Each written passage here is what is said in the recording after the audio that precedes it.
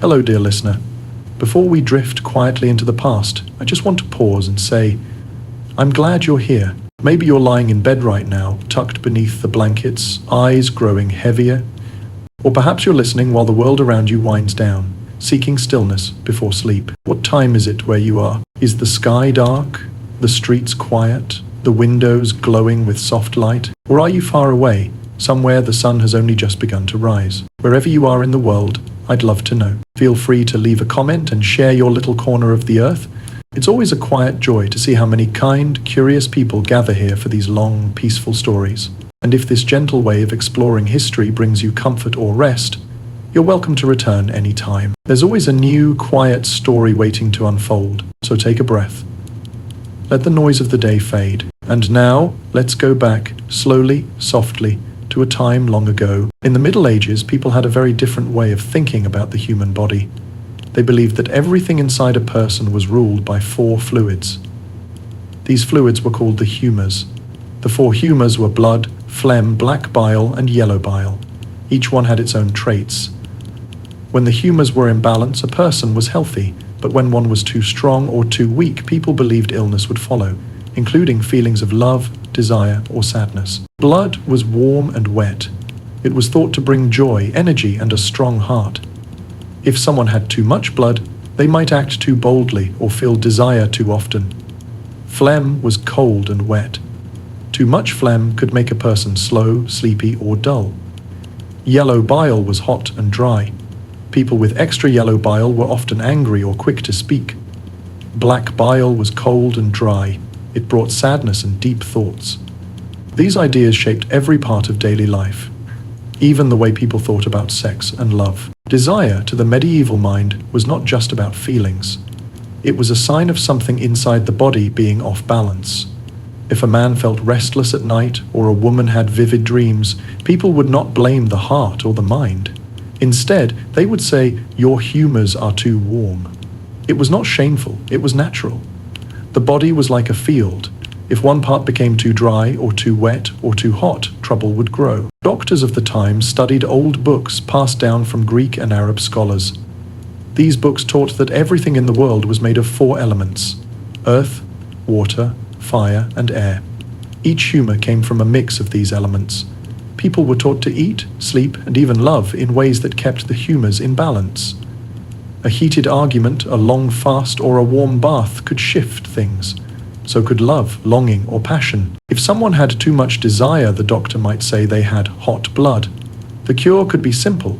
Take a walk in the cool air, drink a sour tea made from herbs, eat cold foods like lettuce or cucumber. In stronger cases, they might suggest bloodletting.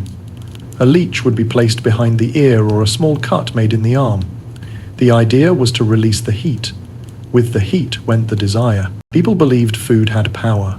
Some foods made the blood warm, others cooled it down. Garlic, onions, and red wine were known to stir desire. Barley, vinegar, and certain broths were thought to calm it. There were even charts that showed which foods matched which humours. Cooks and healers studied them carefully. This way of thinking touched every part of life. A mother might tell her daughter not to spend too long by the fire, as it could heat her humours. A man might avoid red meat in summer, for fear it would stir his passions. Even smells were thought to matter. The scent of roses cooled the spirit. Musk or spice could raise the heat. Women's bodies were seen as more changeable. People believed women were colder and wetter than men. That made them more likely to be ruled by emotion. Their womb, in particular, was feared and misunderstood. Some thought it could wander inside the body and cause illness.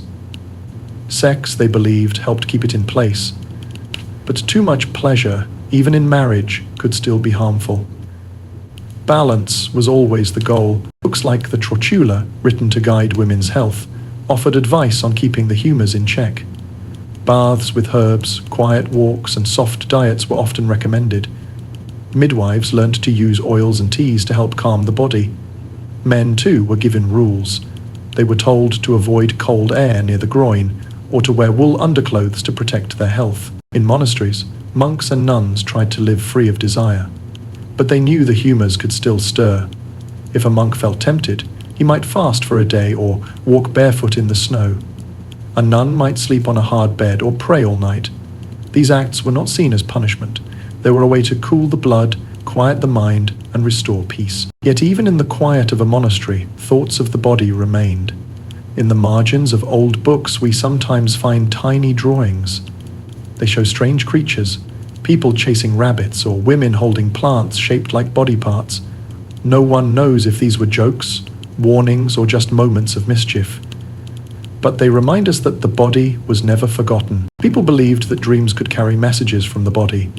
If a young man dreamed of water, it might mean his phlegm was too strong. If a woman dreamed of fire, her blood might be too hot.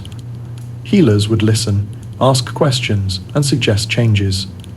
Everything, dreams, foods, smells, seasons, was part of the same picture. The church often spoke against desire, but the humors offered a softer answer. If someone sinned, they could confess, but if they felt tempted, they might first try a cold bath or a new diet. The goal was not shame, it was balance. Even the way people talked reflected this old way of thinking. Words like hot-blooded, cold-hearted, or melancholy come from the humors. They still live in our language. They remind us how deep these ideas once ran. At night, in a small stone house, a man might lie awake, hands folded over his chest. The wind would blow through the shutters, the fire would crackle low, and he might wonder, not about love or guilt, but about heat. Is my blood too warm, he might think. Should I eat less meat tomorrow? A woman might rub a mint-scented cloth across her forehead and whisper a prayer for balance. In that world, the body was not separate from nature. It was part of it. A storm could change your mood. A scent could change your dreams. To be well was to be steady. And to feel desire was not a failure. It was a ripple in the stillness. A sign to adjust. This is how people once understood the body. Not with fear, but with care. The humors guided them. And though their science was flawed, their wish was simple. To live in harmony with the body's quiet rhythm. In the Middle Ages, people believed that the soul and the body were deeply connected. What you felt in your body could shape your soul, and what you did with your body could lead you closer to heaven or pull you farther away. Desire was not just something you felt. It was something you had to manage, like hunger or fear. And the church, more than anyone else, told people how to think about it. Sex was not always seen as evil, but it was dangerous. It could tempt, distract, and pull a person into sin. People were taught to be careful with their thoughts, their actions, and even their dreams. Church leaders said that sex was only right inside marriage, and even then it had to be for the right reason, to have children. If a husband and wife came together only for pleasure, they were told it was a sin. St. Augustine, an early Christian thinker, shaped much of this view. He believed that sex became flawed when Adam and Eve disobeyed God. From that moment, people could no longer control their desires. Even married couples were told to be careful. Too much passion, even with your spouse, was a sign of weakness. Lust was not just a feeling, it was a wound on the soul. Because of this, many people lived with guilt. If they felt desire, they were told to confess it. Not just actions, but thoughts too. In confession, a priest would listen and guide the person back toward God. But before giving forgiveness, the priest would often ask questions. Had the person sinned alone or with another? Was it before marriage or outside of it? Did it happen on a holy day? There were long books that helped priests decide what each sin meant. These books, called penitentials, listed sins and told what kind of punishment or prayer was needed. Some sins required fasting. Others meant long prayers or even a journey to a holy place. The rules were strict, but the goal was clear: to save the soul. Young people were taught to confess often. Girls were warned not to speak too sweetly or laugh too loud. Boys were told to avoid certain songs, dances, or drinks that could stir their hearts. Even married people had rules. Sex was not allowed on Sundays, during Lent, or before going to church. Too much joy in the act was frowned upon. Silence, duty, and control were praised. But even with all these warnings, people were still human. They loved, they made mistakes. They longed for touch. In every village and town, stories passed from mouth to ear. A monk who fell in love. A woman who carried a secret. a child born before the wedding day. These were not rare. They were part of life. Some priests preached hard against these things. They called them sins of the flesh. They warned of fire and punishment. But others were softer. They saw how people struggled. They knew how hard it was to stay pure in thought and action. For many, the confessional became a place of quiet honesty, a place where guilt could be lifted with a few whispered prayers. Women often bore the greater burden. The church taught that Eve, the first woman, had caused the fall of man. Because of this, women were seen as weaker and more likely to tempt others. A woman's voice, her hair, her walk, all were watched. If she smiled too often or dressed too brightly, she could be blamed for stirring desire. Men, though also warned, were treated differently. Their temptations were expected, their failures were sometimes forgiven more easily. A man who sinned was weak. A woman who sinned was dangerous. These ideas shaped how people lived, dressed, and moved through the world. Still, there were exceptions. Some women chose to remain pure for life. They became nuns or lived quietly outside marriage. Their virginity was seen as a gift to God. In some cases, it gave them power. A holy woman untouched by men could be seen as wise and strong. Her body became a symbol of purity. For others, desire became part of faith itself. Mystics, men and women who sought deep closeness with God, sometimes used the language of love to describe their visions. They spoke of God as a lover and the soul as a bride. One nun wrote of being pierced with a golden arrow of light. It burned her heart with holy fire. Though these words sounded passionate, they were meant to describe spiritual joy. Art too reflected these ideas. Churches showed carvings of Eve with a serpent or of sinners being dragged by demons. Paintings often showed saints holding lilies, a sign of their purity, but hidden in the margins of old books, scribes drew strange little scenes. Men chased by rabbits, women with curious plants. These quiet drawings hint that desire was never fully pushed away. In public, people were judged for how they acted. A woman caught in sin might be made to walk through town with her head bare. A man might be fined or forced to fast. But in private, hearts still stirred. A glance at the market, a letter slipped between windows, a hand held too long at the door. These things happened quietly, in the spaces between rules. Desire in the medieval world was a fire that had to be watched. If it grew too bright, it could burn the soul. But if it was kept small and steady, within the bounds of marriage and prayer, it could warm the home. This was the balance people tried to find, and so they prayed. They confessed, they fasted and waited. They listened to sermons and tried to live right. But they also dreamed. They remembered. They hoped. In the end, to be alive was to struggle between flesh and spirit. To feel desire was not a surprise. It was part of being human. In that long-ago world, people did not always understand the body, but they understood the soul, and they tried, in quiet ways, to care for both. But in the medieval world, virginity was seen as a treasure. It was not just a part of youth or a phase of life. It was a mark of honor, a sign of purity, a symbol of worth. For many women, it shaped how they were treated, how they were remembered, and what futures they could have. From a young age, girls were taught to guard their bodies. They were told that a pure body meant a pure soul. Stories praised women who remained untouched. Poems praised the quiet, modest maiden. Mothers warned their daughters. Fathers watched their steps. In many homes, the pressure to stay a virgin was strong, and it was constant. At the center of this belief stood the Virgin Mary. She was honored above all women, not just because she was the mother of Jesus, but because she remained pure. Artists showed her in blue robes with downcast eyes. She was peaceful, calm, and untouched by sin. Her image was found in homes, churches, and books. She became the perfect model. For women, the message was clear: to be loved, be pure. For noble families, virginity had value beyond faith. It was part of business.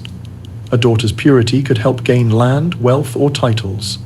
Her marriage might seal a deal between powerful houses. If she was known to be chaste, her value rose. But if there was gossip or suspicion, her future could change. One rumor could ruin a match. One mistake could cost a fortune. In some weddings, the bride's virginity was tested. This could be cruel and painful. A midwife might inspect her. On the wedding night, bedsheets might be checked for blood. Families watched for proof. Though science now tells us these signs are not reliable, in those days they were taken as truth. For women, the weight of this ideal was heavy. A slip could bring shame, punishment, or exile. A girl who was no longer a virgin might be forced into a quick marriage, or sent to a convent, or cast out by her family. Sometimes the man faced little blame, but the woman carried it all. And yet, there was power in virginity too. Some women chose to keep it for life. They entered convents and became nuns. There, their purity gave them freedom. They did not have to marry. They could read, write, and lead. Some became abbesses, strong women who managed land, money, and people. In the eyes of the church, their untouched bodies made them holy. Stories of virgin saints were common. These were young women who refused to marry. When forced, they fled. When threatened, they stood firm. Many died for their choice, but they were praised, not pitied. Their bodies stayed pure, even in death. Statues were made in their honor. Churches bore their names. Young girls prayed to them for strength. St. Agnes, for example, was only a girl when she died. Her story tells of a rich man who wanted her, but she refused. She said she was married to Christ. Soldiers tried to break her spirit. They failed. In the end, she was killed, but her name lived on. In paintings, she is shown holding a lamb, calm, pure, unafraid. But outside the walls of churches and books, life was not so perfect. In villages and towns, love still bloomed. People kissed under trees. They whispered in the dark. Not all unions were blessed by priests.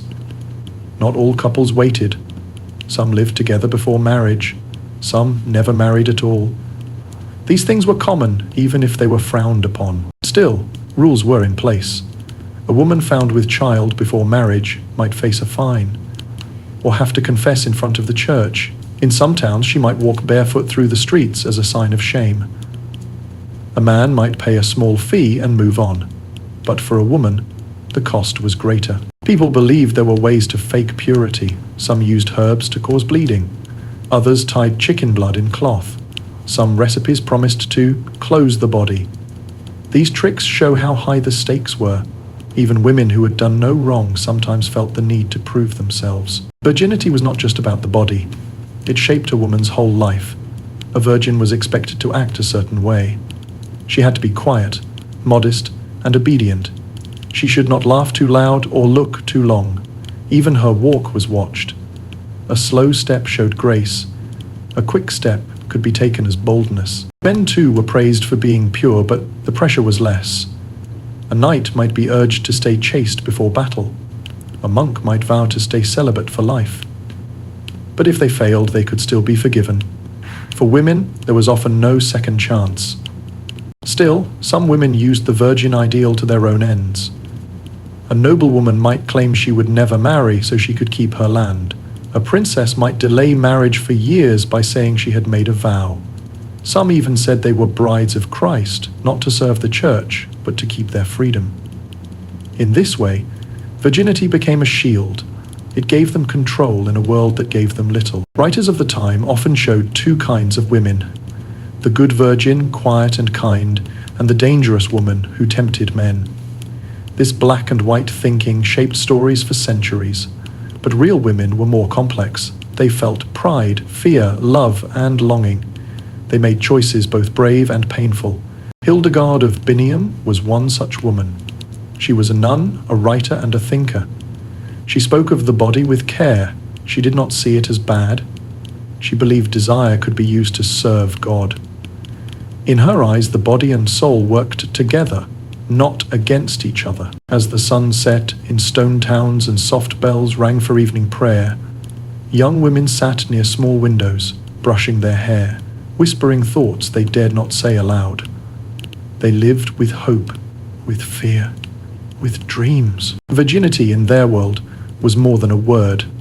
It was a path, a cage, a crown, sometimes all at once. The clergy were meant to live above desire. Priests, monks, and nuns gave their lives to God. They took vows of celibacy. That meant they promised not to marry, they promised not to have sex, They were to serve with clean hearts and pure bodies. But they were still human. The church taught that those who served God should leave behind the flesh. They should not give in to longing or touch. They were called to be different. Their bodies were not their own. Their hands were for blessing, not holding. Their minds were for prayer, not daydreams. But the body is not easy to silence. Feelings do not always follow rules. In the early Middle Ages, many priests still married. Some had children. It was accepted in some places.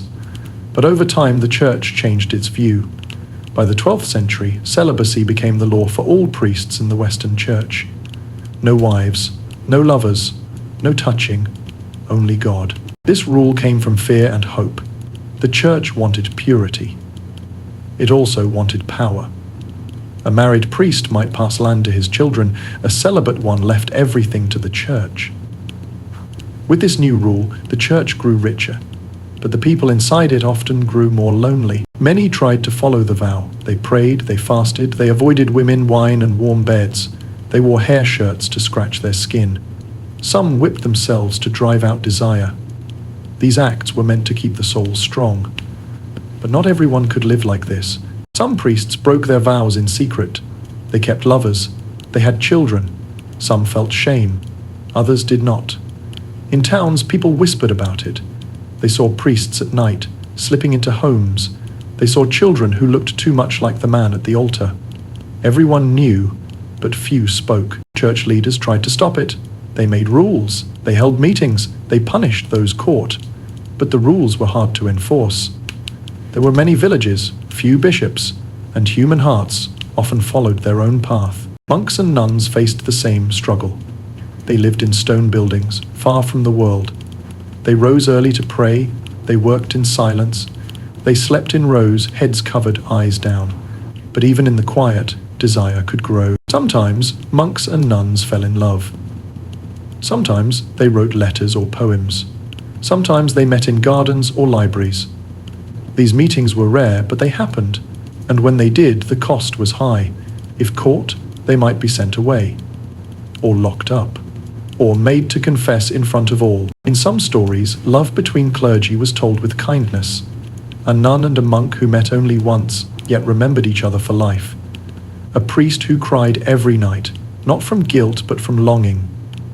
These stories show the deep sadness of those who tried and failed to live without touch. There were also stories of abuse. Not all priests were kind. Some used their power to take what they wanted. Women were forced. Children were hurt. These acts were crimes even then, but often the church hid them, or moved the guilty to a new place. It is a dark part of history, one that still brings pain, yet not all desire was hidden or harmful. Some holy people wrote about love in a new way. They called it divine longing. They said the soul could feel hunger for God, a hunger like love, a burning like desire.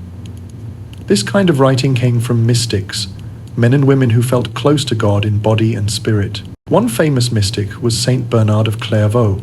He wrote about Jesus as a bridegroom. He said the soul was like a bride waiting for her lover. He used the language of kisses, embraces, and yearning. But it was not about human love. It was about holy love. Another was St. Catherine of Siena. She wrote letters to the Pope and kings. She called Jesus her sweet spouse. She described visions where she held his hand or leaned against his chest. These words were bold, but they came from deep faith, not sin. For mystics, the line between body and soul was thin. They did not fear desire. They turned it toward heaven. They believed the same fire that burned for others could also burn for God. Still, for most clergy, the rule was simple. No sex, no marriage, no family. This brought peace for some, but for others it brought struggle, long nights, silent guilt, hidden sorrow. In the margins of holy books, scribes sometimes drew strange pictures. A monk chased by geese, a nun with a cat in her robes, a priest holding a flower with a face. These images make scholars wonder. Were they jokes, warnings, or just quiet signs of human longing? Some think the scribes were laughing. Others think they were lonely. Either way, they remind us, even those who gave up the world could not forget it fully. The vow of celibacy was meant to make the church stronger, and in some ways it did. It gave priests a single focus. It gave monks and nuns quiet lives. But it also gave them burdens. The body does not stop needing just because it is told to, and the heart does not stop feeling just because vows are spoken. In the end, the clergy were not so different from anyone else. They lived in bodies. They fought temptation. Some won, some lost, and some simply endured year after year, waiting for peace. They walked slowly through cloisters. They sang soft prayers at dawn, and in the silence between words, they listened to their hearts. Not all could rise above the flesh, but many tried, quietly, daily, in hope. In the quiet corners of the medieval world, far from the great churches and grand halls, people had their own ways of understanding the body. Many folk could not read. They had never seen a priest's book or a scholar's chart of humours. But they knew the earth. They knew the woods, the fields, the animals and the stars. And they had stories, soft ones, strange ones, about how to stir or still the body's longing. Love, they believed, could be helped along. So could desire, and there were plants, food, stones and charms that might bring these feelings closer or keep them away. These things were called aphrodisiacs, though no one used that word. They spoke of love potions, heart roots or warming powders. Garlic was one of the common ones. It was strong, hot and sharp. People believed it woke up the blood. Men ate it before marriage nights. Women wore it in pouches around the waist. Onions, too, were thought to stir desire, especially when baked with honey and herbs. Fennel was said to help women feel light in their bodies. Dill could calm the heart, but also open the spirit. Basil was often planted near the door of newlyweds. If it grew well, love would grow too. If it wilted, people feared trouble was coming. There were stranger beliefs too. Some swore that dried bees, crushed and steeped in wine, could make a person fall in love. Others made powders from rose petals, cinnamon, or even burned feathers. These were sprinkled on food or stirred into ale. The goal was always the same, to spark feeling. Stones were used as well. Amber was warm to the touch. People believed it could hold the heat of desire. Carnelian was red like blood and thought to strengthen the body. Some lovers gave each other smooth river rocks with words carved in secret. A name, a hope, a promise. Even smells had power. Musk made from animals was rare and costly, but it was said to excite the senses. Lavender, on the other hand, brought calm. Worn behind the ears or tucked in a sleeve, these scents whispered messages no one could hear. Many of these ideas came from older times, passed down by mothers, midwives, and healers. Some came from ancient books brought by traders or monks. Others came in dreams. People trusted what had worked for their grandmothers. They mixed truth with magic, herbs with prayers. The love potions were often made in secret. A girl might crush seeds in her room by moonlight. A boy might buy powders from an old woman near the market. Some added drops of their own blood. Some whispered names while stirring. Some tied knots in thread or straw and kept them hidden under their beds. It wasn't always about making someone fall in love. Sometimes people wanted to stop desire. A woman afraid of her husband's touch might wear cold iron at her ankle. A man trying to remain pure might rub vinegar on his chest. There were as many cures for love as there were causes. Charms were common too. These could be small wooden carvings or coins with holes in them. Some were shaped like hearts or hands. Some had Latin words scratched onto them, though few knew what they meant. These charms were tied to belts, worn on chains, or hidden in shoes. They were believed to protect or invite desire, depending on the wish. Superstitions shaped daily life. If a bird flew into your house, it meant someone was thinking of you with love. If your left hand itched, someone wanted to touch you. If you dreamed of fire, passion was near. If you dreamed of water, it meant longing that would go unanswered. Women had special rituals. On Midsummer Night, some would place herbs under their pillows to dream of their future husband. Others would walk around a church 3 times, hoping to see the face of the one they were meant to marry. These customs were quiet and gentle. They gave people hope. Men had their own rites. Some believed that wearing red cloth near the skin made them more desirable. Others carved their initials into trees beside the names of those they loved. Some waited at crossroads at midnight, hoping for a sign. The church often warned against these acts. Priests called them sinful or foolish. They told people to pray, not to stir powders or tie charms. But people still did them. They mixed the sacred and the simple. They went to Mass in the morning and to the healer by dusk. Both paths felt important. For many, these folkways were a comfort. They gave shape to mystery. They helped explain why the heart raced or the cheeks flushed. They offered answers when no one else could. And not all these beliefs were old. Some were born out of pain. A woman left behind might light a candle every night for 9 nights. A man who had lost his wife might keep her hair tied in a ribbon around his wrist. These small acts were not about power. They were about memory. In brothels too, women used these tricks. They bathed in rose water. They bit apples to redden their lips. They sang soft songs. They burned herbs to calm nervous clients. Even there, the line between body and magic was thin. These were the quiet ways people lived with desire. Not with shame, but with care. They knew love could be sweet or sharp. It could bring joy or sorrow. But it was always human, and in a world full of rules, herbs, and charms, gave people a little space to hope. So they stirred honey into tea, they wore basil behind the ear, they carved hearts into trees, and they waited for a touch, a glance, a sign. Marriage in the medieval world was not always about love. It was often about land, money, and name. It was a contract, a deal, a bond between families. Feelings came later, if they came at all. When a man and a woman married, they joined more than hands. They joined houses. They tied together farms, goods, and names. A nobleman might marry to gain new land. A merchant might look for a wife with a dowry of gold or cloth. A peasant might seek a strong partner to help with work and raise animals. Love was welcome, but not required. Most marriages were arranged. Parents chose who their sons and daughters would marry. They looked at family name, faith, and wealth.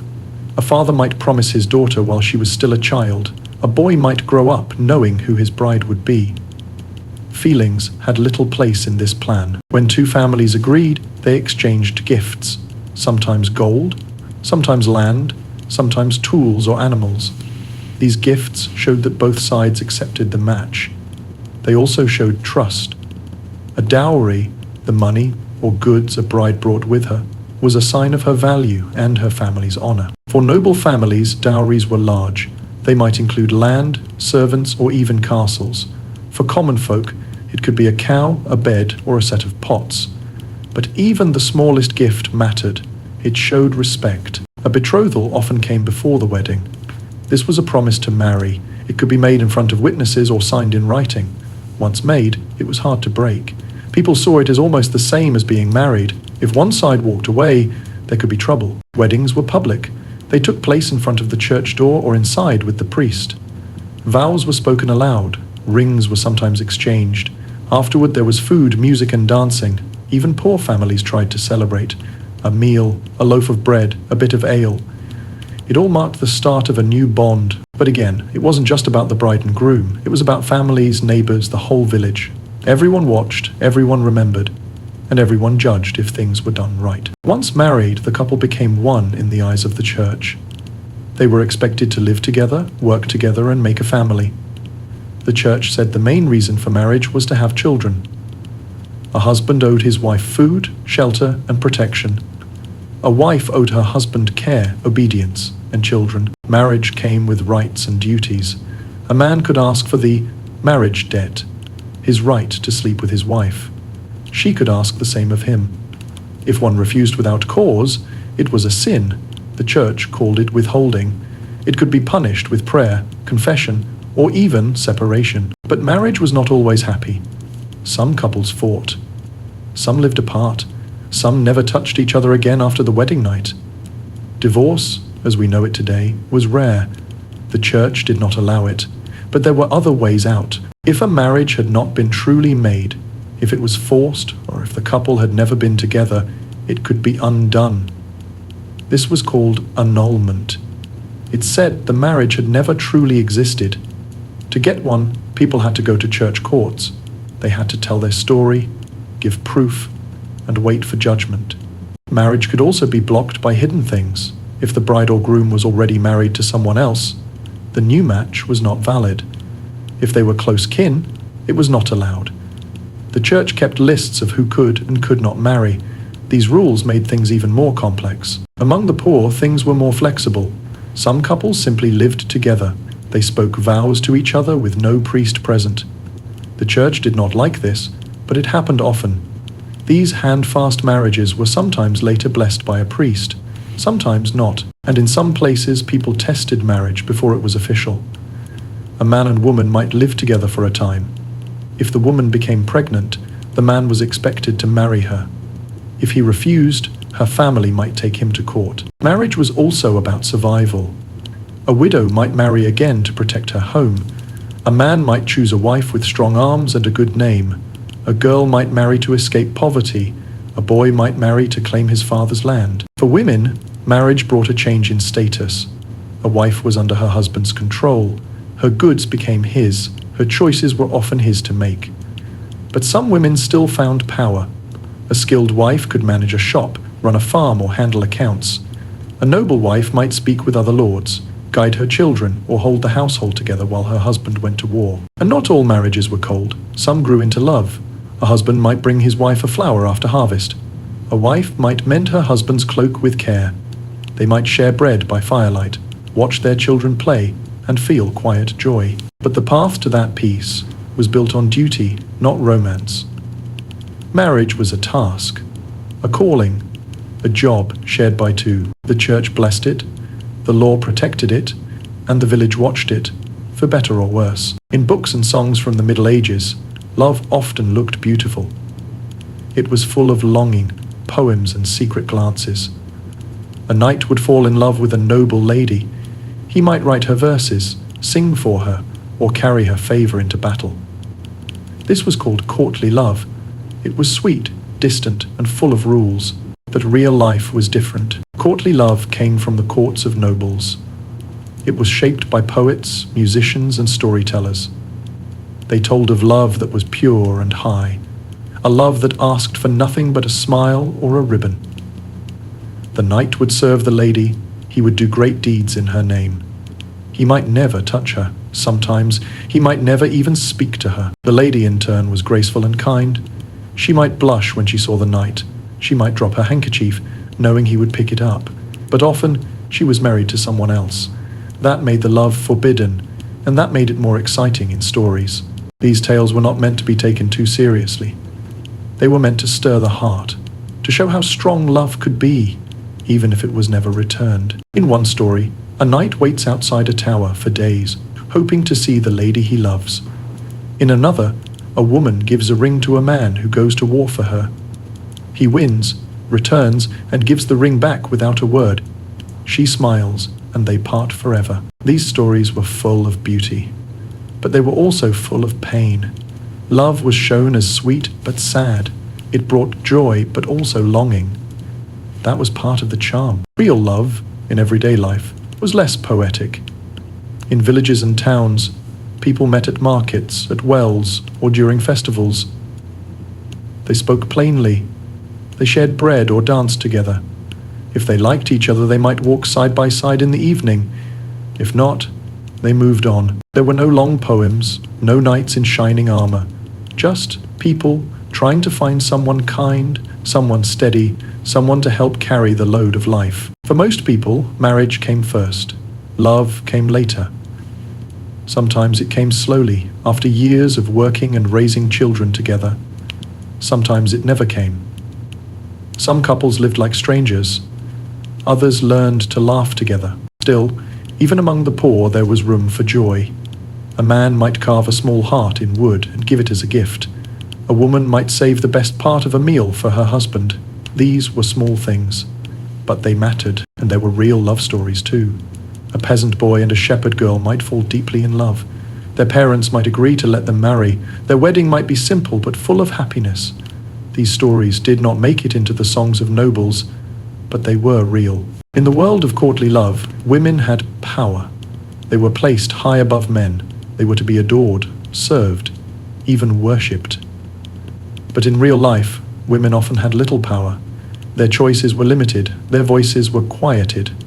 Courtly love was a dream, not a guide. Some women, however, used the dream to their advantage.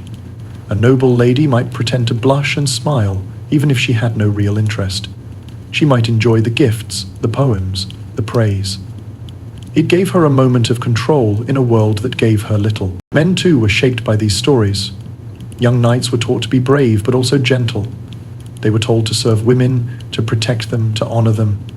But not all men lived by these rules. Some forgot them as soon as they left the court, as some stories of courtly love turned dark. A man who was refused might not take no for an answer. A woman's silence might be seen as a challenge. In these moments, the line between love and power became blurry. Not all courtly love was pure. Writers of the time knew this. Some mocked courtly love. They wrote tales of foolish lovers and vain ladies. They showed how dreams could lead to heartbreak. These stories reminded people that love, when built on fantasy, could fall apart. But still, the songs were sung, the poems were read. People loved the idea of love, even if it did not match their lives. In quiet rooms, young girls read tales of noble ladies and dreamed of roses and silk. In cold fields, boys whistled soft tunes and hoped someone would hear. These dreams were gentle. They gave comfort. Sometimes, these dreams gave people the courage to try. To write a note, to pick a flower, to speak softly to someone at the well.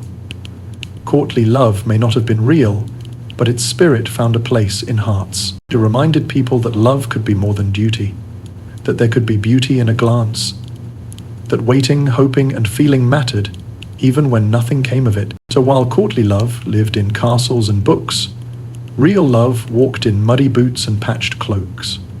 It carried baskets, it lit fires, it held hands in the dark, and between the two, dream and duty. People lived, they loved quietly, they hoped softly, they found joy in simple things.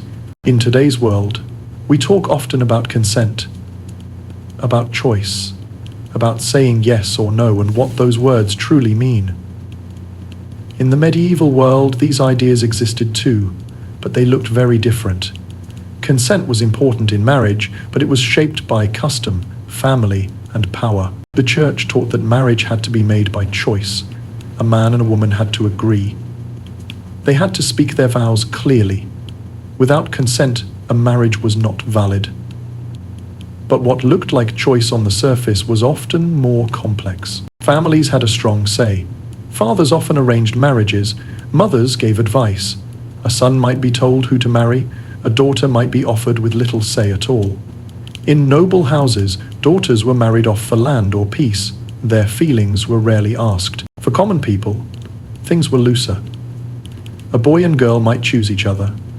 But even then, family mattered. If parents did not approve, things could become hard. A couple might be forced to wait, or to part. Still, a quiet rule lived beneath the law. If two people said yes, freely and in front of witnesses, it was binding. Even if no priest was present, even if the families were against it, that was enough to make a marriage real. Because of this, secret weddings happened. A couple might meet under a tree, speak their vows, and join hands. If they shared a bed afterward, the union was almost impossible to undo. These secret matches often caused problems later, especially if land or money was involved. Coercion, forcing someone into marriage, was not allowed by the church. But proving coercion was hard. A girl might cry at her wedding, a boy might go pale. Still, if the words were spoken, the vows stood. In many cases, pressure was quiet, not loud. A girl might be told she would shame her family if she said no. A boy might be warned that refusing a match would mean losing his inheritance. These kinds of pressures were normal. They did not count as force, but they shaped many lives. The line between consent and duty was often thin. Girls married young. In some places, 12 was the age of consent. For boys, it was 14. Most waited longer. But some did not. A girl barely grown might be promised to a man much older. She might not understand what marriage meant, but if she agreed, if she nodded or said yes, That was enough. And sometimes, no one asked her at all. Customs also shaped what was expected.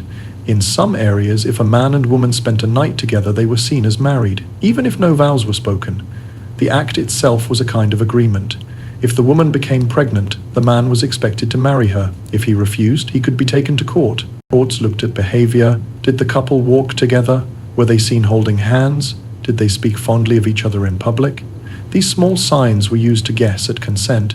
If a woman said later that she had not agreed, people looked at her closely. Was she known to be modest? Did she fight back? Had she told anyone at once? Sadly, many women were not believed. Blame often fell on them. In the case of rape, punishment varied. A man might pay a fine or be forced to marry the woman he harmed. This was seen as restoring honor. But for the woman, it could be a second harm. She had to live with the one who had taken her choice. Some women did fight back. There are records of women taking men to court. Some won. They told their stories with courage. They stood before judges and asked for justice. But many stayed silent. Fear, shame, or lack of support held them back, and some women used the law to protect themselves. If forced into marriage, a woman could claim she had never consented. If she could prove it, the marriage might be undone.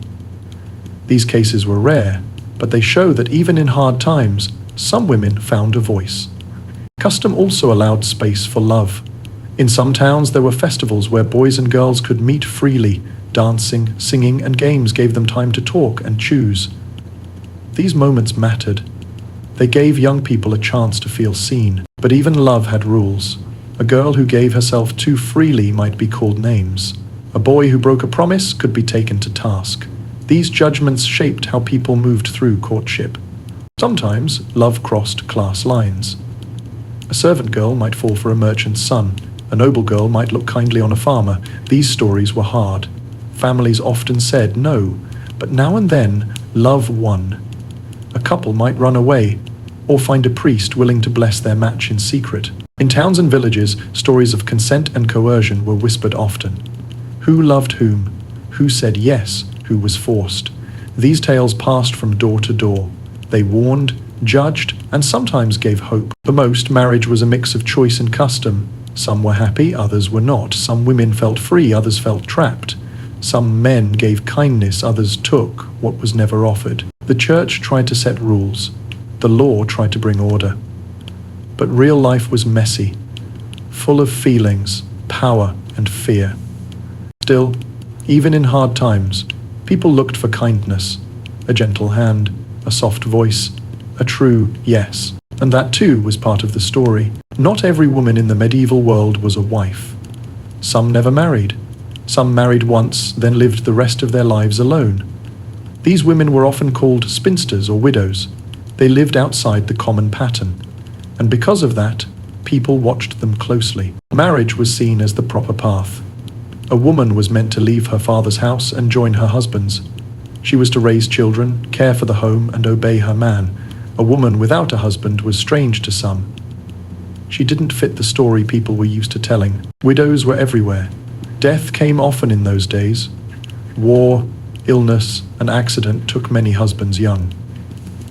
A woman might be left with children, land, or nothing at all. Some mourned deeply. Some felt relief. Some started again. The law gave widows a few rights. If her husband died, a woman might claim a share of his land. This was called her dower. It was hers to live on. She could not sell it, but it gave her food and shelter.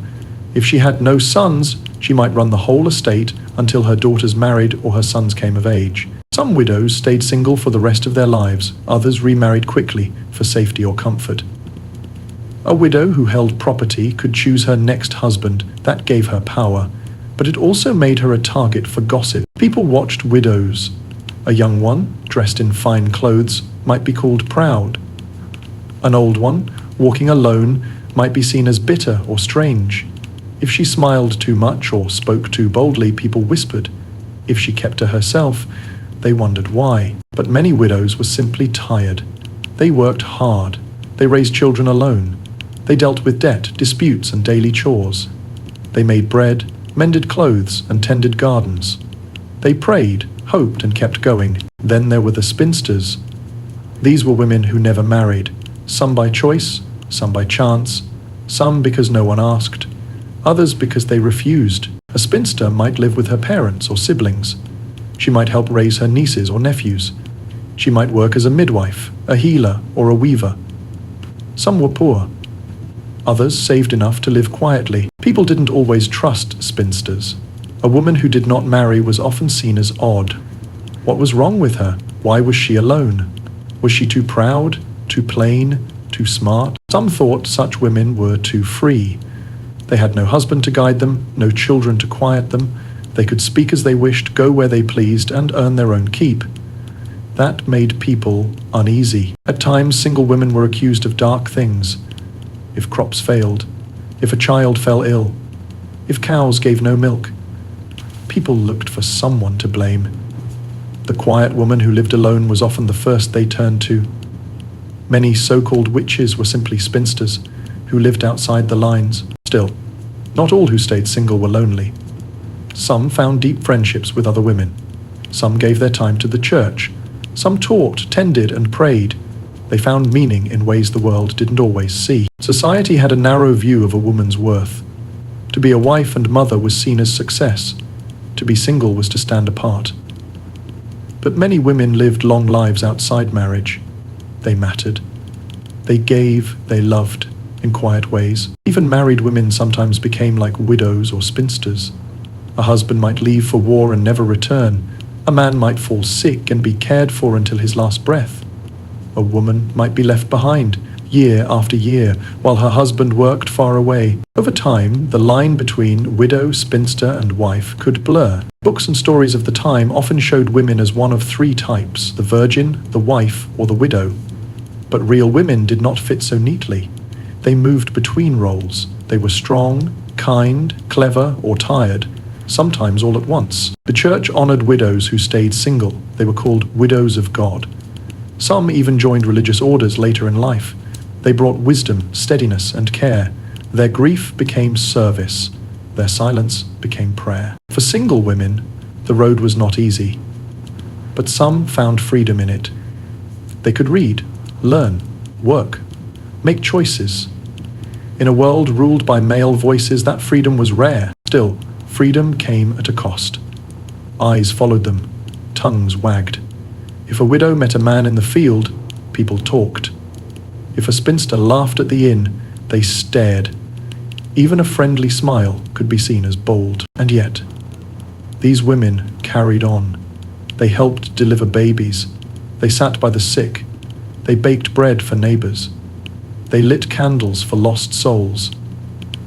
They did the work that held villages together. In the shadows of marriage, in the silence of grief, in the space outside the crowd, they lived. Not all were saints, not all were strong, but they mattered. And if you walked through a medieval village and looked closely, you would see them, hanging clothes, feeding hens, watching from windows, listening, always listening. Some held secrets, some held pain, some held peace. Not all stories were written in ink.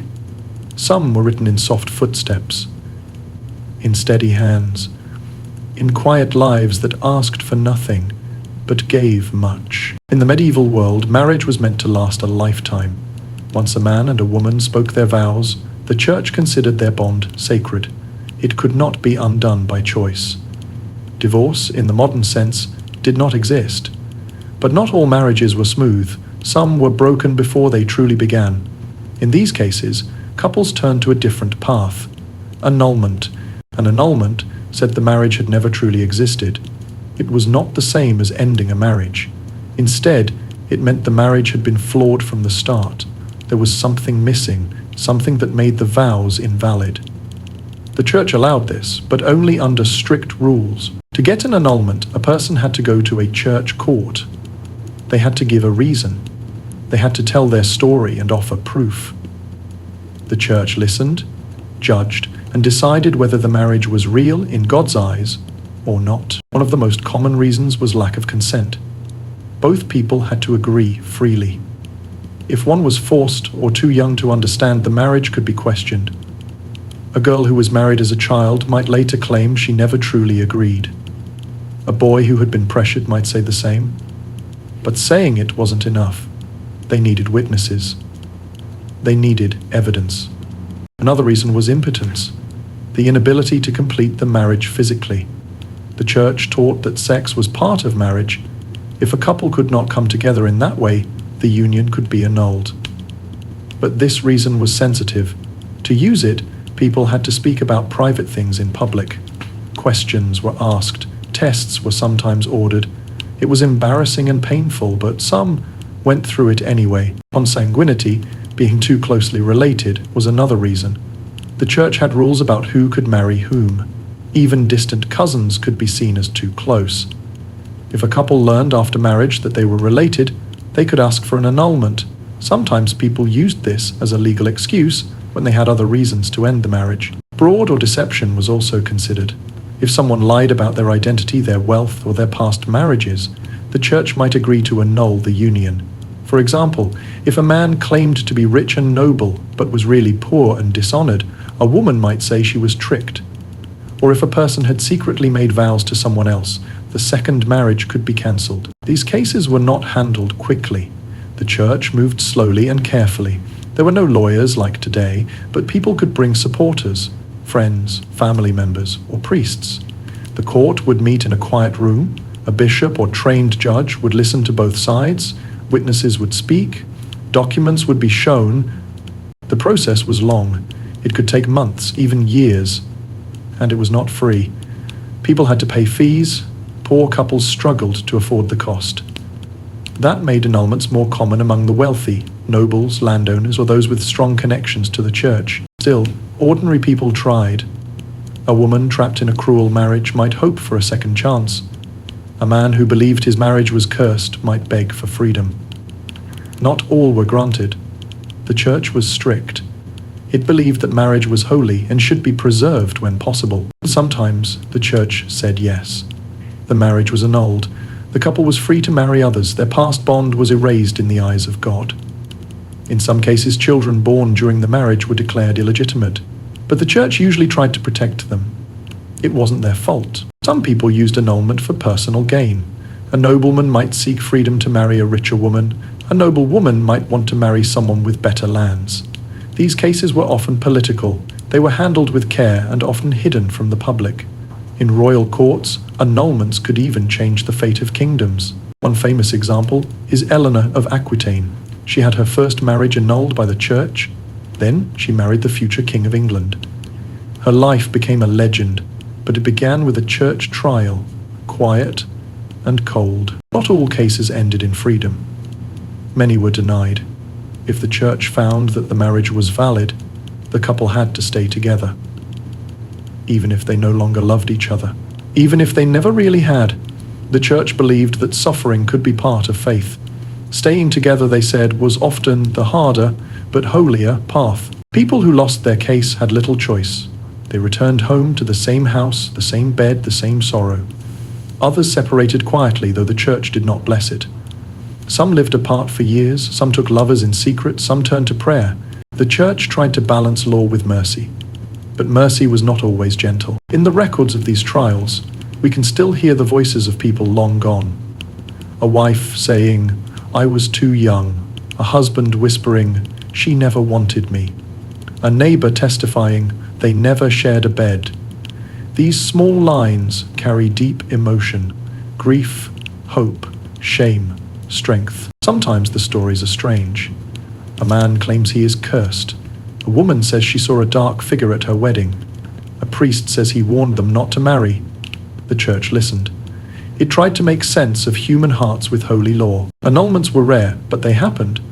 They show us that even in strict times, people looked for ways out. They wanted peace. They wanted love. They wanted something better. In the end, these trials remind us that marriage has never been simple. Not in the past. Not now. Behind every vow is a story. Behind every story is a person, hoping to be heard. The marital bed was not just a place to sleep. It was where a marriage became real, where two lives touched, where duties, hopes, and quiet moments were shared. In the medieval world, this space held great meaning. The wedding was not complete until the couple lay together. The church taught that a marriage needed more than vows. It needed union. The act itself sealed the bond. Without it, the marriage could be questioned. That's why people cared about what happened on the first night. In some homes, the wedding bed was blessed by a priest. In others, friends and family stayed nearby, waiting to cheer when the night was done.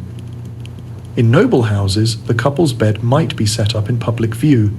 Guests would follow the bride and groom to the chamber, share a drink, and sometimes even watch the couple lie down, just to be sure it all seemed proper. This may sound strange, but it was part of custom. Witnesses meant proof.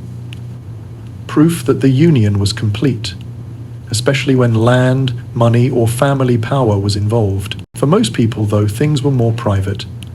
A man and woman would walk home together. Their house might be small, made of wood and thatch. The bed might be little more than a straw mattress laid on a wooden frame. Wool blankets, a few linen sheets, maybe a fur cover in winter. That was enough. They would lie close, often with little space between them. In cold months, the body heat helped. In summer, it made sleep harder. There was no glass in the windows, just wooden shutters. No soundproofing either. Neighbors heard everything. Children might sleep in the same room or even in the same bed, depending on space. Privacy was rare. Many couples learned to be quiet, careful, and patient. For newlyweds, that first night could bring nervousness. Some had never touched another person in this way. They didn't know what to expect. There were no books to guide them, no formal education about the body. They learned by doing, often with more confusion than comfort. Some women were told to lie still and say nothing. Others were told to please their husband or risk shame. Some men were kind, others were not. Much depended on character and custom. Over time, couples found their rhythm. Some grew closer, others drifted apart. The bed became a place for sleep, talk, and work. Children were conceived, illness was shared, warmth was given. For some, it was a place of love. A hand held before sleep, a whispered prayer, a shared breath in the dark. For others, it was a place of duty, a task to complete, a part of life to endure. The church taught that sex within marriage was allowed, but only under certain rules. It had to be for the purpose of having children. It should not happen on Sundays or holy days. It should be quiet, respectful, and not too joyful. Too much passion was seen as sinful, even between husband and wife. Moderation was praised. Lust, even in marriage, was frowned upon. If a husband refused his wife, or if a wife refused her husband without reason, it was called withholding the marital debt. This was seen as a sin. Each owed the other this duty. Marriage was both a blessing and a burden, but not all couples followed these rules. Some loved freely, with laughter and light. Others avoided each other. Some arranged their lives so that work, chores, or illness left no time for closeness. And not all marriages included affection. Some were cold, some were harsh. In those beds, silence was common. Trust was missing. But still, they shared the space, day after day, year after year. In noble homes, the bed was grand. Carved wood, heavy curtains, soft linens. But even there, emotions were not guaranteed. A silk cover cannot create warmth where love is missing. In peasant cottages, the bed was humble. But some couples slept side by side in peace, sharing small joys. A bowl of soup, a child's laugh, a warm fire. The marital bed was also a place where secrets lived. A woman might lie awake with thoughts she could never say aloud. A man might hold pain he dared not speak. Dreams, worries, memories, all rested between the sheets. Sometimes beds were not shared at all. A husband might sleep in the stable. A wife might rest beside the fire. Not all unions included closeness. Some became strangers under the same roof. In times of sickness, the bed became a place of care. A wife wiped her husband's brow. A husband held his wife's hand as she coughed through the night. Here, tenderness grew, even in sorrow. And when death came, the marital bed might be where the final breath was drawn. The place where a life began together could also be the place where one life ended. The survivor slept alone, holding memories in silence. Today we think of beds as private, as soft, as places of rest. In medieval times, they were all that, and more. They were places of proof, of duty, of closeness, of distance. They held joy and grief, trust and fear. Behind every wooden door was a story. Two people, one bed, a shared life, however it was lived. As the sun dipped below the hills and the sky turned grey, medieval life began to slow. The noise of the day faded, tools were put away, animals were fed one last time, fires were stirred low, and people began to prepare for sleep. There was no electricity, no bright lights, no glowing screens. Nightfall brought true darkness. Only fire gave light, candles, lanterns, and hearth flames. These small flickers shaped the quiet rhythm of the evening. In towns, people locked their doors and bolted windows. In the countryside, shutters were closed against wind and spirits alike. Some believed night was when evil walked, so they stayed inside, close to warmth, close to family. The last meal of the day was often simple: a bowl of broth, bread with cheese, a mug of ale or warm milk. Heavy foods were avoided late at night. People believed rich meals stirred dreams and made sleep uneasy. After eating, some sat by the fire. They told stories, mended clothes, said prayers.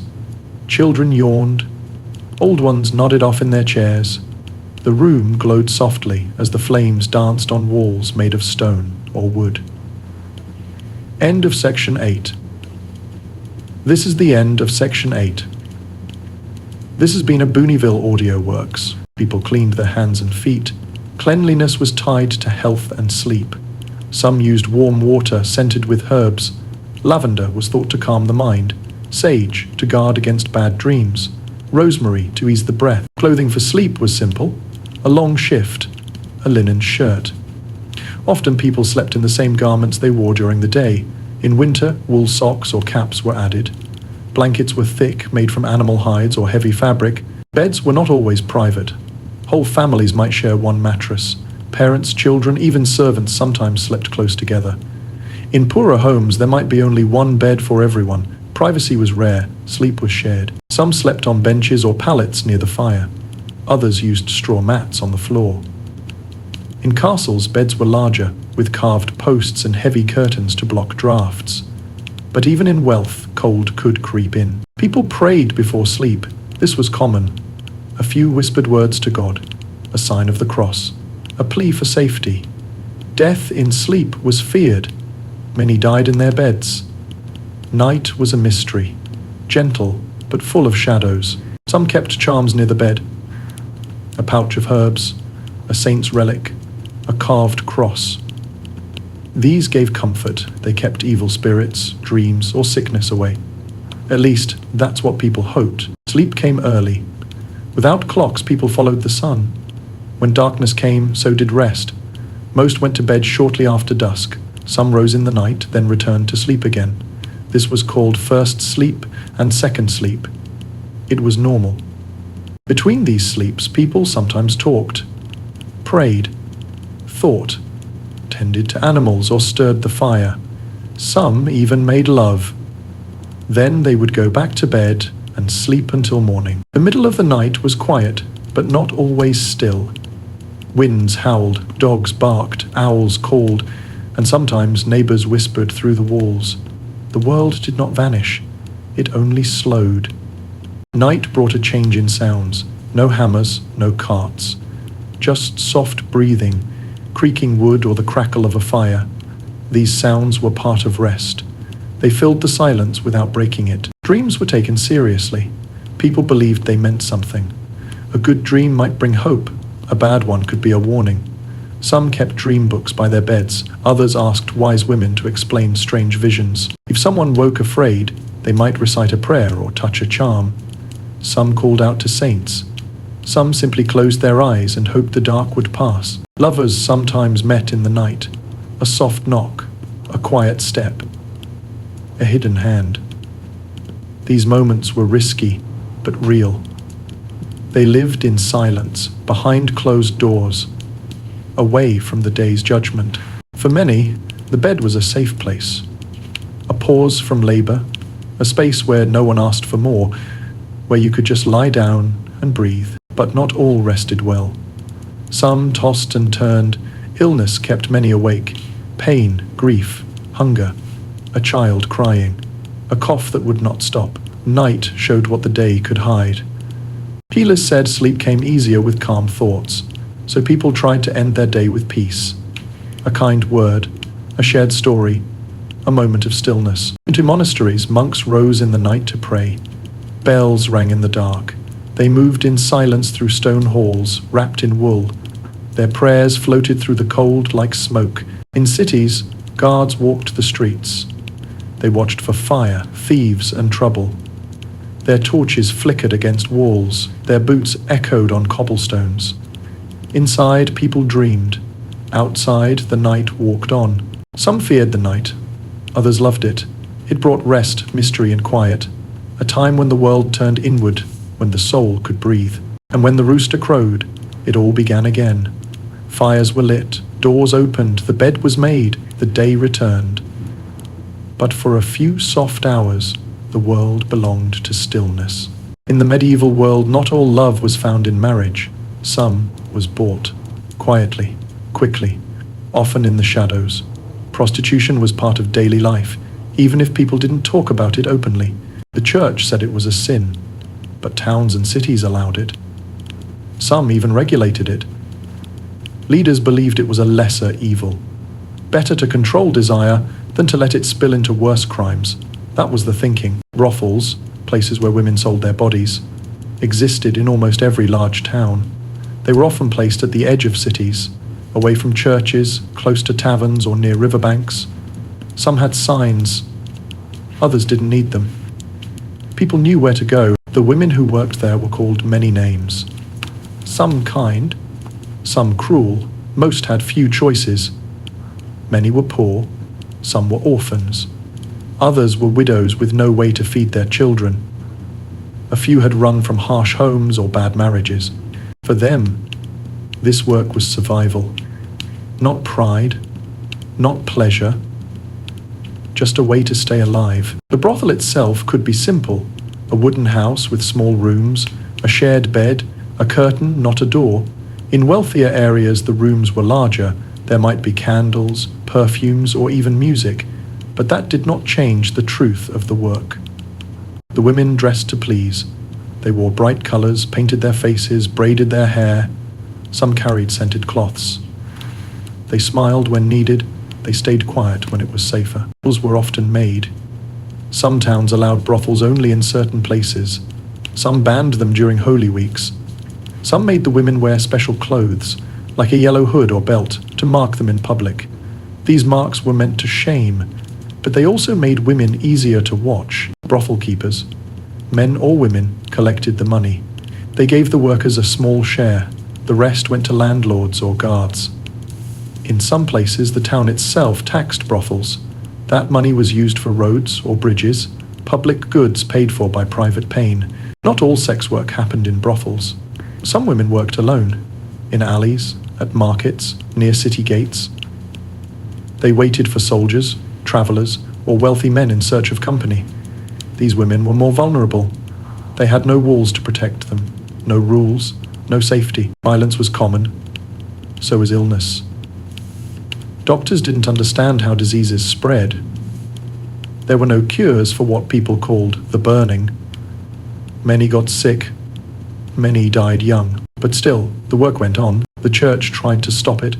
Priests preached about sin. They urged men to stay pure. They told women to repent.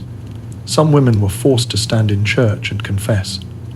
Others were beaten, jailed, or banished. Yet the same leaders who condemned often looked the other way. Some used the services themselves. Some accepted bribes. Hypocrisy lived beside judgment. There were also kind priests, ones who offered shelter, bread, or prayers. Some tried to help women leave the trade. A few succeeded. Most did not. In some towns, houses called Magdalene homes were built. These were meant to reform women. They offered work, sewing, washing, or weaving, but they also demanded obedience, silence, and shame. Some women found peace there. Others felt trapped. Not all clients were cruel. Some brought gifts. Some offered coins without asking for anything. Some fell in love. A few married the women they met. But most simply passed through. One night, one coin. Then gone. The women formed their own bonds. They shared food, secrets, and fears. They watched out for each other. They learned how to read people, when to speak, when to stay silent. These friendships were quiet but deep. Stories from the time speak of prostitutes with kind hearts, a woman who helped a poor child, one who gave money to a sick neighbor, one who lit candles for every soul she served. These stories were rare but real. Art and writing often showed sex workers as sinful, dirty, damned, but sometimes they were shown as human. A tired woman, a woman with sad eyes, a woman who still hoped. Many longed for another life, a small shop, a warm home, a family. But the path out was narrow. The world rarely gave second chances, and yet some found them. A kind man, a rich gift, a lucky break. These stories were few, but they mattered. Prostitution in the Middle Ages was shaped by law, faith, poverty, and power. It was everywhere and nowhere, seen but hidden, needed but shamed, controlled but never truly understood. Behind each woman was a story, a reason, a name. Behind every coin, a silence. In the medieval world, the way people dressed said a lot. Clothes showed who you were, your class, your trade, your role in society. But they also spoke more softly, about charm, about warmth, about the body beneath. Seduction was not loud. It was quiet. A glance, a scent, a sleeve slipped back. People knew how to signal without saying a word. Clothing played a big part in that. For the rich, fabric was a kind of power. Soft linen, smooth silk, deep colors like red, blue, and gold. These were costly and rare. A lady in fine clothes could draw every eye in the room. A man in a well-cut cloak could make hearts stir just by walking by. But even the poor paid attention to how they looked. A clean tunic, a fresh ribbon, a good pair of shoes. These small things mattered. They showed pride, and they could catch someone's attention. Men wore fitted hose, short tunics and belts. Women wore long gowns with tight sleeves and wide necklines. Sometimes the cloth clung to the body. Other times it flowed loose, leaving more to imagine. Both styles had their charms. Hair was another sign. Women often wore it up, braided or tucked beneath a veil. A woman with uncovered hair was seen as bold or unmarried. Men kept their hair trimmed, but not too short. Curls, if you had them, were seen as attractive. Cleanliness, too, played a quiet role in desire. People bathed less than we do today, but they still cared. A warm wash with herbs, a wiped face, a clean-smelling cloth. These were small signs of care. Bathhouses were popular in many towns. Men and women sometimes bathed together, though this changed over time. In some places it was seen as a risk. In others it was simply a part of life.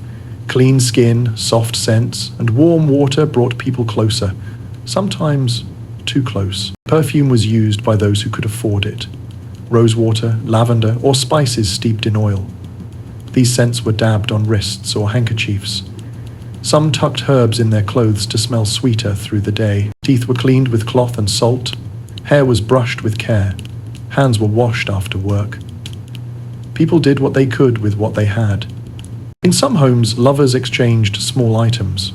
A ring, a glove, a ribbon that smelled like the giver. These tokens were held, kissed, or worn in secret. They carried not just scent but memory. Colors held meaning too. Red was the color of passion, blue of loyalty, white of purity. A woman who wore red might be seen as bold. A man who wore blue might be seen as steady and true. People chose their colors with care. Some women used laces to tighten their gowns. The shape this made, narrow waist, full skirt, was praised in poetry. Men wore tight hose and short tunics to show their legs. These choices were not just for comfort, they were meant to be seen. But too much display could bring judgment. A woman who showed too much neck might be called sinful. A man who wore bright colors might be seen as vain. The church warned against vanity. It told people to dress modestly, to avoid stirring desire. Still, people were people. They cared about how they looked, they noticed others, they flirted. With words, with eyes, with cloth, a slight touch, a compliment, a smile across a table. These things carried weight. In villages, seduction was simple. A flower left on a doorstep, a shared drink, a song sung in the field. No fine fabrics, no perfume, just presence. Just kindness. In noble courts the rules were more complex. A knight might send a lady a poem. A lady might wear his colours at a feast. Every gesture was full of meaning, that even in castles, even in barns, the same truth held. People wanted to feel seen. To feel wanted, to feel close, and clothing helped them say what they could not speak. Sometimes, a veil slipped just enough to show a cheek. A glove was removed slowly, a shoe was left untied.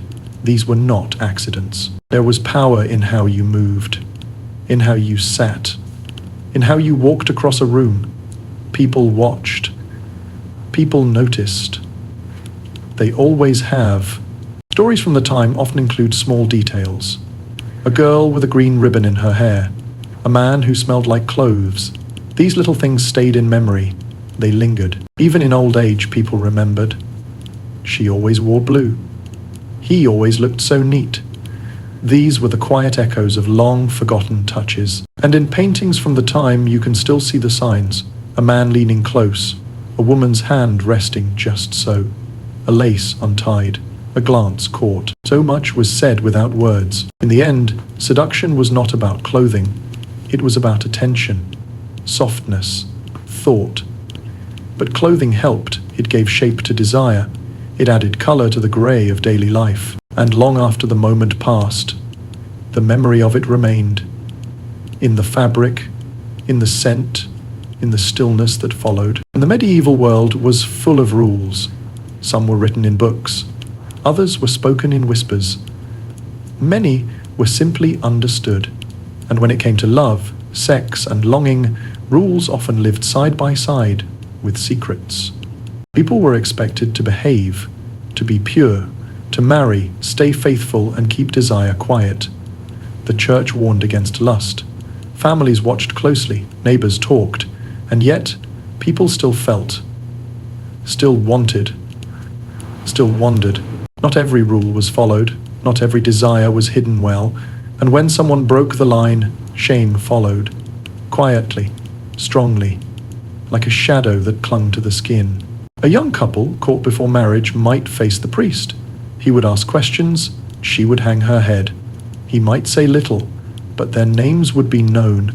Their story would be passed from mouth to mouth. Sometimes the punishment was public. A woman might have to stand in church, dressed in white, holding a candle. Everyone would stare. Some would whisper, some would pity, others would judge. The shame sank deep. Men faced judgment too, but often less. A boy's misstep might be seen as folly. A girl's mistake was a stain, one that could last a lifetime. If a child was born outside marriage, the shame grew larger. The mother was blamed. The father might vanish. The child might be marked, called names, treated as less. Some families sent daughters away to hide their shame, to convents, to distant towns. Some babies were left at church doors.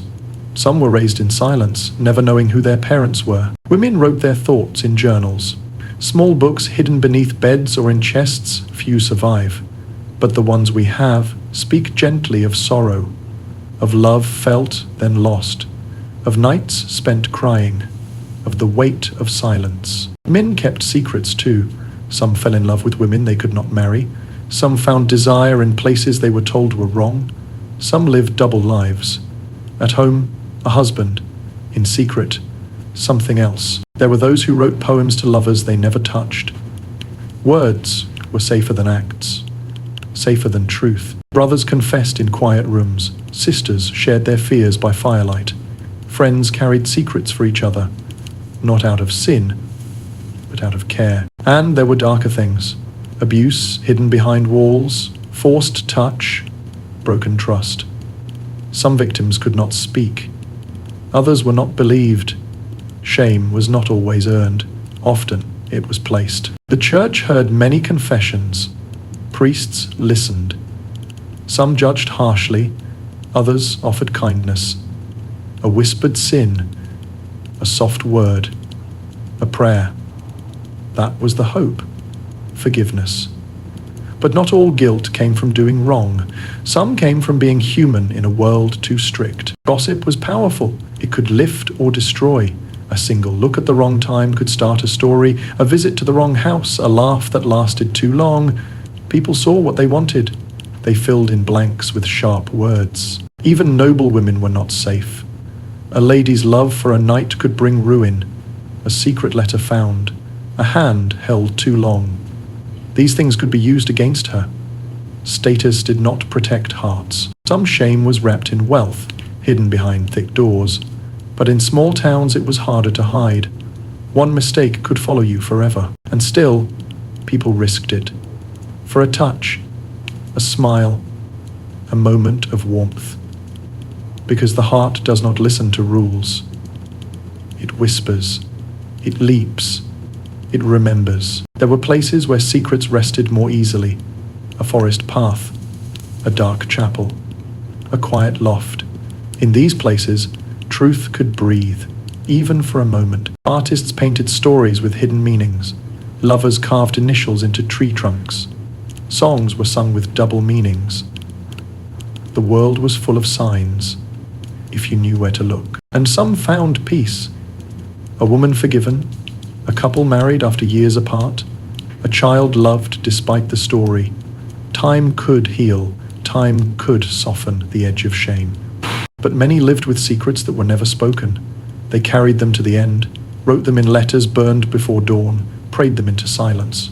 Even today, we read their traces, in letters, in poems, in the margins of old books, in lines crossed out, in names half erased. We see their ache, their fear, their hope, and we remember that every time has its silence. Every heart, its hidden story. In the medieval world, marriage was tied to one great hope: children. A house felt complete when a baby's cry filled the air. A son meant a name could go on. A daughter meant future ties. Children were both joy and purpose. They were the heart of a family, but making babies was not simple. People did not understand how the body truly worked. They had ideas, passed down from books, from healers, from elders. Ideas shaped by faith, fear, and hope. Many believed the woman's womb needed to be warm and moist to grow life.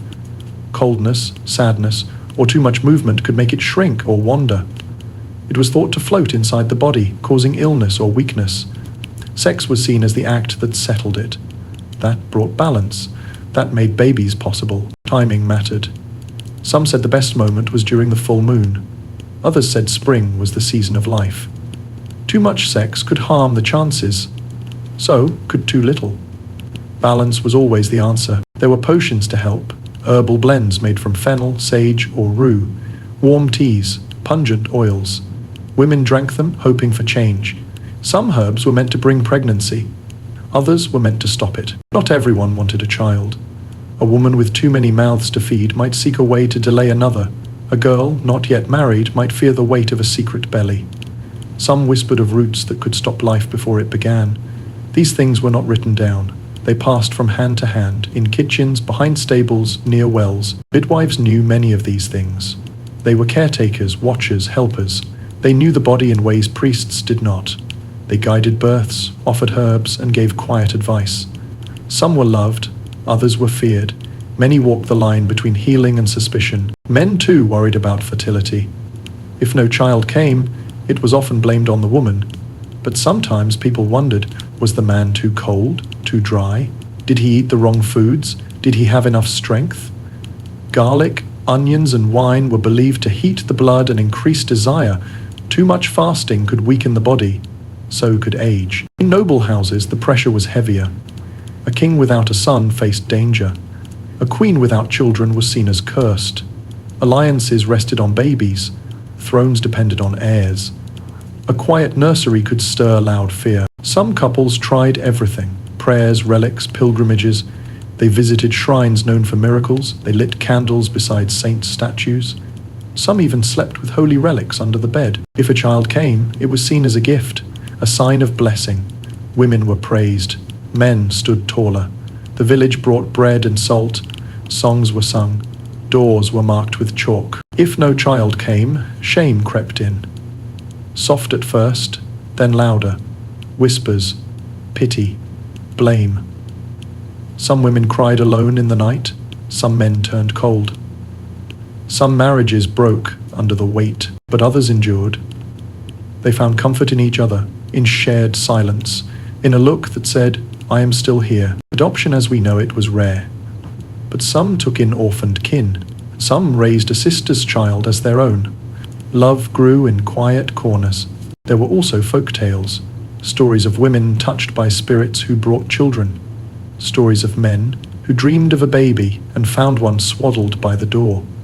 These tales gave hope when facts could not. Making babies was more than an act. It was wrapped in prayer, fear, myth, and love. It was shaped by the moon, the soil, the air. People believed the world itself had a hand in it, and yet, through it all, people kept trying. Month after month, year after year. Some succeeded, others did not. But every couple in their own way carried the same hope, to hold life in their arms, to hear a laugh that had never been heard before, to see a small hand reach up toward theirs, to become more than two. Pregnancy in the medieval world was a time of hope, fear, and deep belief. When a woman missed her monthly flow, she might begin to wonder. She waited. She watched her body. She listened to her breath. Did her belly feel different? Were her dreams changing? There were no tests, no clinics, no early signs she could trust. But women knew their bodies. They noticed shifts. A sudden craving, a strange taste in the mouth, a heaviness in the chest, whispers of life beneath the skin. Once the signs became clear, a woman was called quick with child. This meant she had felt the baby move, a flutter in her belly, a turning like fish in water. That moment mattered. It meant the soul had entered. The church taught that life began at quickening. That was when the child became real in the eyes of God. Pregnancy brought a change in how others saw her. A woman now walked more carefully, spoke more softly, ate more mindfully. She was watched and guarded. She was both honored and burdened. Her world became smaller. She spent more time near the hearth. Friends and family brought her warm food. Some rubbed her back. Others told her what to expect. Old women shared tales from their own births, stories full of warnings, blessings, and quiet strength. Belief shaped every part of the journey. Some said a frightened woman could pass her fear to the baby. A loud noise might cause a birthmark. A strong craving, if not satisfied, could mark the child's face. Food was chosen with care. Almonds, apples, soft cheese, and wine. Not too much, not too little. Balance was always key. Cold foods were avoided, so were bitter herbs. Too much heat or dryness could bring harm. Prayers were said often, to Saint Margaret, protector of mothers, to the Virgin Mary who knew the pain and joy of birth. Women carried small relics or wore charms tied with red thread. They hung holy images near the bed. Faith brought comfort. It gave shape to the unknown, but fear never left. Many babies were lost. Some never grew, some arrived too soon, some were born still and silent. Each loss left a mark, a sorrow carried deep and long. Even when the baby kicked and the belly grew round, the danger remained. Birth was a risk. Every woman knew someone who had not survived, a sister, a neighbor, a friend. As the due time neared, preparations began. Clean cloths, warm water, sharp blades, herbs for pain, oils for comfort. Midwives were called early. They stayed near. They watched. They waited. The midwife was more than a helper. She was a guide, a guardian. She knew how to listen, when to wait, when to act. She whispered prayers while checking the mother's pulse. She carried both skill and wisdom. Labor could last hours or days. The woman knelt, sat, lay down, walked, cried. Sometimes she was silent. Sometimes she screamed. Hands held hers. Songs were sung. Psalms were read aloud. The air grew thick with heat, fear, and hope. If all went well, the room filled with the baby's cry. Warm water washed the small body. A cord was tied. The child was wrapped and placed on the mother's chest. Her eyes closed in relief. But if things turned dark, the room fell quiet. Faces grew pale. The priest might be called a hurried baptism, a soft goodbye. Not every birth had a happy ending. Surviving the birth did not mean safety. Mothers could bleed. Fever could set in. Days after birth were watched closely. If she passed those days, joy returned. Songs might be sung, gifts given, bread broken in thanks. Beliefs filled those days too. Some said not to wash the baby too soon. Others said the child must not see a mirror. Some tied charms to the cradle, hung herbs above the door. Visitors came to bless the child, to say kind words, to bring small things, a coin, a cloth, a prayer. The child's name was often chosen before birth, but shared after. The naming was part of a bigger moment, baptism. This act tied the baby to the church. It was done quickly, often within days. Just in case, the soul must be safe. A priest poured water over the tiny head. Words were spoken, oil was used. The child was now part of God's flock. Some names honored saints, others came from family. A name was more than a word, it was a hope, a shield, a story waiting to unfold. And then, slowly, life returned to its rhythm. The mother healed, the baby grew, neighbors offered help, the home grew warmer, yet the memory of those long hours, the fear, the faith, the pain, stayed with her. It shaped her, deepened her. She had faced the edge and returned. Pregnancy, in that world, was not just a condition. It was a journey of body, spirit, and soul. A time when heaven and earth felt close, when a woman carried not just a child, but 1,000 silent hopes. In the quiet corners of towns and villages, women turned to women. When birth neared, it was not the doctor they called, but the midwife. She came with calm hands, sharp eyes, and old knowledge. She did not wear robes of power or speak in Latin. She spoke plainly. She listened well.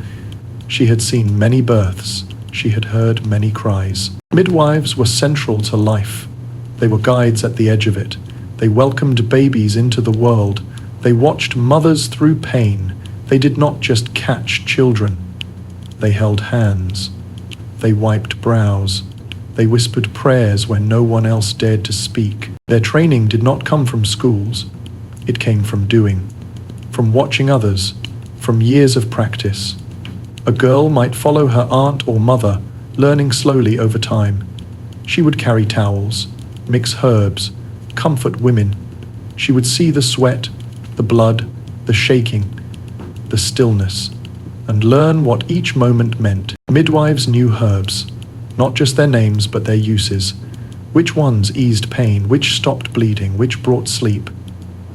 They carried small pouches of dried leaves, small jars of oil, bits of bone or coral tied to string. Every item had meaning. Every one could be needed at the next birth. Medicine in that time was a mix of belief and guesswork. The body was thought to be ruled by humors, wet, dry, hot, and cold. Illness came when these humors fell out of balance. Midwives worked to restore that balance. A cooling herb for heat, a warming tea for cold, a prayer for the soul. Doctors existed, but they were rare, costly, mostly for the rich, often men.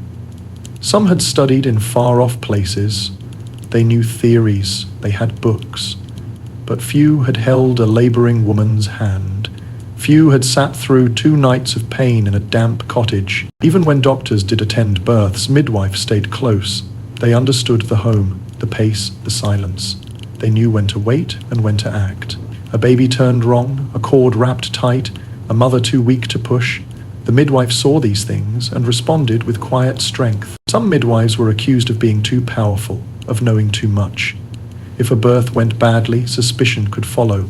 Whispers of curses, of witchcraft. A healthy baby brought thanks. A lost one brought fear. The same hand that had helped one day might be feared the next. And yet, most women trusted their midwives more than anyone. She was there when others were not. She had seen them at their most raw, their most real. She had stayed awake through every pain. She had carried the memory of every cry. Midwives also helped when pregnancy ended early, when blood came too soon, when no cry followed birth. They wrapped the small body. They prayed. They cleaned the mother. They stayed after the others left. Not all midwives agreed on how to care. Some used only herbs, some used touch and heat, others mixed old ways with new ones. But all shared one thing. They served women in a world where women were often told to be silent. They spoke when others would not. Push, now. Rest, now. You are safe, you are strong. Their words gave strength, gave calm, gave hope. In some towns, midwives also helped with death. They cleaned bodies, prepared the dead, sat with the grieving. They were present at both ends of life. They saw what others did not. Because of this, they held a strange place, respected, but not always trusted, needed, but sometimes feared. They lived in a grey space between healer and helper, priest and mother, doctor and neighbour. Some wrote down what they knew. A few books survive. Recipes for teas, lists of signs, warnings of trouble. These pages show deep knowledge, passed woman to woman, hand to hand, over hundreds of years. Church leaders sometimes questioned midwives. They did not always like the power these women held. A midwife who baptized a dying baby without a priest was seen as bold. Some saw her as a threat. Others saw her as a gift. In cities, some midwives were licensed, tested, watched. But in villages, the rules were looser. Skill mattered more than paper. If your neighbor's birth had gone well, you were trusted. If not, doors might stay closed. Despite this, midwives kept serving.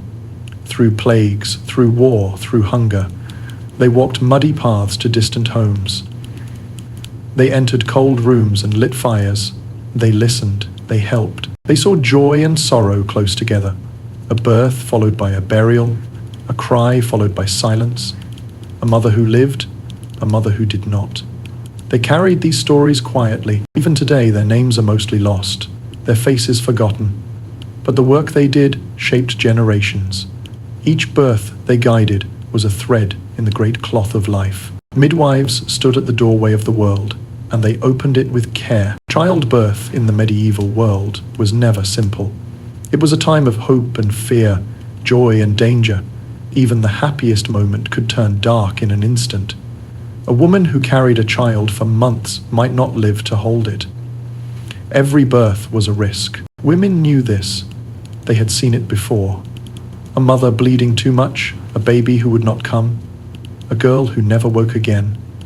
These memories lived in every village, in every family. They were passed down as quiet warnings, not with fear, but with honesty. Before the birth, women often made peace. Some confessed sins, some gave final instructions. They left notes for their children, or whispered words to a trusted friend, just in case. The birth room was prepared with care. Cloths were warmed by the fire, water was poured and herbs laid out. Candles were lit not just for light but for protection. Some believed the flame kept dark spirits away. Others believed it honored saints or guided the soul. The mother was never alone. A midwife stood near. Helpers moved around her. Some sat at her feet. Others wiped her face. Some simply held her hand. Women surrounded her with strength. She might kneel, squat, or lie on a straw bed. There was no single way. Some leaned on ropes. Others gripped the arms of a friend. Movement helped. So did breath. So did prayer. The pain came in waves. It built slowly, then faster, then stronger. It took her over. Her body shook. Her voice broke. Time lost meaning. Minutes stretched.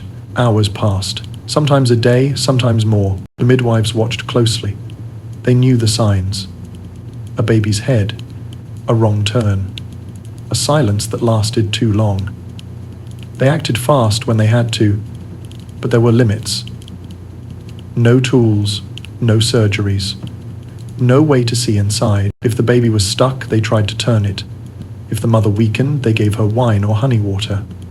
If the bleeding was too much, they used herbs, pressed cloths, prayed harder. But still, not every birth could be saved. When a baby arrived, the room held its breath. Was there a cry? Was it strong? Did it move? If not, they worked quickly, rubbing the body, blowing air, calling its name.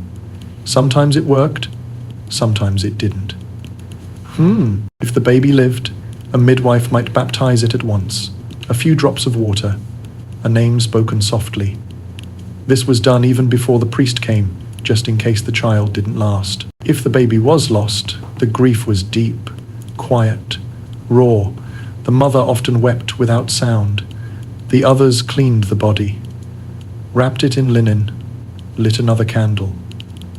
The room grew still, and if the mother died, the pain was doubled. Her name would be whispered for years, her story told again and again. A warning, a memory, a prayer. Even when all went well, the risk stayed near. Infection could come in days. Bleeding could return. Some mothers grew cold and pale. Others faded slowly. People watched and waited, offered soups, kept the fire going, hoped. There were no painkillers, no stitches, no trained doctors nearby. Just the body, the will, the care of other women, and the prayers that held them all. Some women gave birth many times. Each time brought more risk. A body worn down, a wound that would not close, a fever that would not break. Still, they did it again. For family, for love, for duty. Noble women faced this too. Even queens died in childbirth. Castles had chapels built near the birth rooms for quick prayers and last rites. Titles and gold could not keep death away. Some tried to protect themselves with charms, with holy relics, with saints' bones under the bed, with herbs sipped for weeks. They tried everything, anything. But nature had its own plan. For every mother who survived, there was relief. A soft joy. A baby at her breast, a room full of life. But she never forgot the edge she had crossed. She never forgot how close it came. The risk of childbirth shaped women's lives. It made them strong, made them wise, made them bond with each other in deep ways. They understood what it meant to face death for life. Some women never married, not because they didn't want love, but because they feared the risk. Others did marry but bore no children. Sometimes by choice, sometimes not. Still, life moved forward. Babies were born, mothers healed, stories were shared, songs were sung to honor the ones who stayed and to remember the ones who didn't. Today we look back and try to imagine the pain, the courage, the quiet strength, the deep, fierce love. Childbirth in medieval times was more than an event. It was a journey, a test, a turning point, a place where hope met risk, where every breath mattered. And through it all, women carried the world forward. One cry, one push, one prayer at a time. The baby had arrived. The room that once held silence and pain now held breath and sound. The mother, spent and still, stared at the child she had carried for so long. Her body ached. Her eyelids drooped. But in her arms, something new, something soft, something alive. Around her, others moved quietly. Cloths were rinsed, beds were tidied, warm broth was brought, the fire was stirred. The baby was wrapped, held, and placed near her skin. That closeness was seen as healing for mother and child alike. The midwife stayed. She watched both carefully. She looked at the bleeding, felt the belly, checked the cord. Her eyes missed little. Her hands, though worn and rough, were gentle. She knew the danger wasn't over yet. The baby slept often, waking only to feed, its mouth rooted blindly then latched. Some mothers had milk quickly, others took longer. If the baby cried too long, others worried. "Is the milk coming?" they whispered. "Is the child strong?" Breastfeeding was expected. It was the only way for most. But sometimes another woman would help, a wet nurse if the mother was too weak. This helper gave milk from her own body. Her role was vital, trusted, quiet. The first days after birth were sacred. The mother stayed in bed. She was called lying in. For days, sometimes weeks, she rested. She healed, she bled slowly. Her body emptied what remained. Her soul gathered itself again. Visitors came and went. Some brought food. Others whispered blessings. Some left herbs or coins wrapped in cloth. They rarely stayed long. The room was dim and quiet. Loud joy was saved for later. Church tradition guided much of this time. Until she was churched, the mother was not expected to return to public prayer. Churching was a short ritual, a blessing and welcome back. It happened around 30 or 40 days after birth. Until then, she stayed mostly at home. The child too was watched. Eyes checked, limbs counted, cries noted. If the baby smiled or looked alert, people smiled in return. Strong one, they said, quick soul.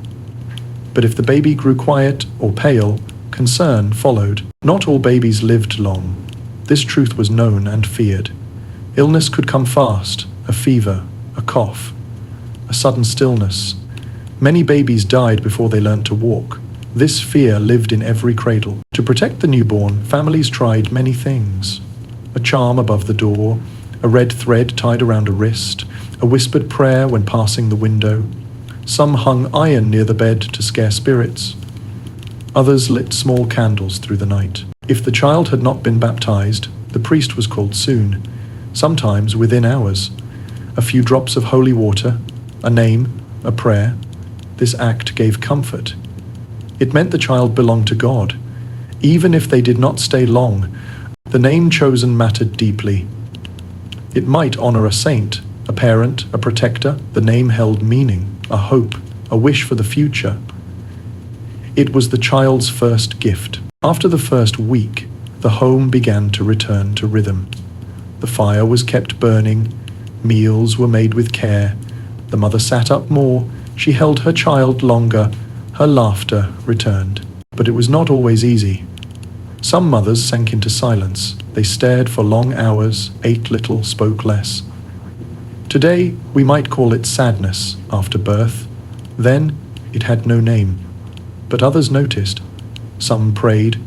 Some brought warming herbs. Some simply stayed close. Husbands often stood near, unsure. Some were tender. Others stayed distant, leaving care to the women. A few helped, rocked the baby, offered a hand. But for many, it was not expected. Their work was outside, in fields or shops. The nursery belonged to others. If the mother had other children, they watched her closely. Some peered at the baby, unsure what to make of it. Others helped, proud to bring a blanket or hold a spoon. The home, once quiet, now had new life. Over time, neighbors came with gifts. A loaf of bread, a string of beads, a clean cloth. These small offerings carried meaning. They showed support, respect, celebration. Sometimes, after a few weeks, the baby was taken out. Just for a moment. A walk to the garden, a prayer at the shrine, a breath of fresh air. People believed sunlight helped. So did new sights. It was a gentle step into the world. If the mother healed well, she returned to her tasks. Spinning, baking, fetching water, but slowly. There was no rush. Bodies remembered birth. They needed time to mend. If she didn't heal, others noticed. They called the healer. They lit more candles. They worried, but they waited. Some wounds were slow. Some never fully left. Even when all seemed well, the memory of birth stayed. A sound, a scent, a single moment returned in dreams. But it was not always pain. Often it was power, a quiet knowing. I did that, she might think. I brought life. The baby too changed quickly. Eyes opened more, limbs moved stronger. The first smile brought tears. The first sound brought laughter. Even a sneeze was a joy. Life after birth was filled with these soft victories. Small, slow steps. Warm, wrapped days. The sound of wood cracking in the fire. The creak of the cradle. The mother's breath steadying again. In a world filled with risk, birth that ended in life was a kind of miracle. It left behind a hush, a reverence, a quiet kind of joy. And so, one life became two, or three, or more. The home stretched to fit them all, and the world somehow felt a little fuller. In the medieval world, virginity was more than a private matter. It was a public concern, a spiritual value, and a source of pride, or pain. A woman's body was seen as a vessel, and her purity a symbol of honor. To be untouched before marriage was not just a virtue, It was a mark of worth. People believed the virgin body was whole, unbroken, sacred. This belief lived in stories, sermons, laws, and prayers. Mothers warned daughters early. Fathers watched closely. Neighbors whispered. A girl's future could rise or fall on what she did or what others thought she did. The church taught that sex before marriage was a sin, not just a small one. It could stain a soul, close the gates of heaven, bring shame to a family. This fear shaped choices, shaped lives. Many did not even understand the act itself, but they knew to fear it. Virginity was expected before marriage, especially for women. For men, the rules were softer, but not absent. Still, women bore the burden. Their bodies were examined, guarded, and judged. On the wedding night, people sometimes waited outside the room, not for love, but for proof. A cloth might be shown, marked with blood, a sign that the bride had been pure. If no sign appeared, questions followed, whispers, doubt, blame. Some women wept from fear, not shame. The act was new, painful, confusing, but the pressure to prove purity left no space for softness. It turned love into a test. If a woman was not a virgin and people found out, the consequences were harsh. She could be shunned, denied marriage, sent away, called names. Her family could suffer too, shame spilled outward. But people still fell in love. They met in fields, on roads, in churchyards. Some kissed in secret. Some gave in to longing. Some were tricked, some were forced. And still, the rules did not bend. For those who became pregnant, life changed fast. An unmarried mother faced deep shame. She might hide, she might lie, she might be sent to a convent or forced to marry the father. If he refused, her future dimmed. Her child might be seen as a curse, yet not all communities were cruel. Some looked the other way. Some helped quietly. A kind aunt, a forgiving priest, a neighbor with soft hands. In some places, understanding lived beside judgment. The fear of shame was strong, but so was the hope of forgiveness. Confession offered a way back. A girl could kneel, speak her sins, weep. The priest might offer comfort, a penance, a second chance. For many, that hope was enough to keep going. Virginity was tied to honor, but also to control. A father controlled a daughter's body until marriage. Then the husband did. Few women made their own choices freely. Their voices were quiet, their needs often ignored. In rare cases, a woman chose to stay a virgin forever. She might become a nun, offering her body and soul to God. This was seen as holy, a life of service, free from the demands of men. But it too was shaped by the same rules: purity, obedience, silence. Some women were not allowed to speak of what was taken from them. If they were forced, they might still be blamed. People asked what she wore, where she went, if she had tempted him. Even if she cried, even if she bled, the shame was hers. And yet stories of resistance remained. Women who spoke out, who named names, who sought justice even if they didn't win. These stories are fewer, but they are there, on faded pages, in court records, in church files. Virginity was not just physical, it was spiritual, it was political, it was cultural. It sat at the center of a woman's life, whether she wanted it to or not. The shame of losing it outside marriage could last forever, but so could the silence. Some women carried secrets to the grave. Some bore children they never claimed. Some wore their pain as armor. In poems, the Virgin was praised. In songs, she was worshipped. In prayers, she was pure like Mary. But behind those words were real lives, women with breath, skin, blood, and stories too often left untold. The obsession with virginity was not just about faith, it was about power. It decided who could marry, who could speak, who could lead, who could belong. Men feared being fooled. They wanted proof. Some believed they could feel the difference. Others trusted signs. All of it rested on myths. The body was not a book to be read. Pain did not always mean truth. Blood did not always mean proof. And still, the belief held firm for centuries, in homes, in courts, in hearts. Today we read these stories with mixed feelings. Some are hard to bear. Others stir quiet understanding. We see how fear shaped love, how shame shaped silence, but we also see strength, quiet strength. Women who loved despite the rules, who healed despite the hurt, who gave life, gave care, gave kindness, even when the world called them unworthy. Virginity, sin and shame, these ideas ruled the medieval mind. But beneath them, life kept moving, hearts kept beating, people kept reaching for each other. And sometimes they reached with love. In the quiet corners of stone churches, people came to speak softly, not to friends, not to family, but to God. Through the voice of a priest, confession was a doorway, narrow and dark. Behind it stood guilt, hope, fear, and forgiveness. The act of confession shaped medieval life. It was not just for crimes, it was for thoughts, for secrets, for moments no one else could see. Everyone sinned, the church said, and everyone needed to admit it. People lined up before feast days, before death, before birth, before battle. They knelt on cold stone floors. Some wept, others whispered.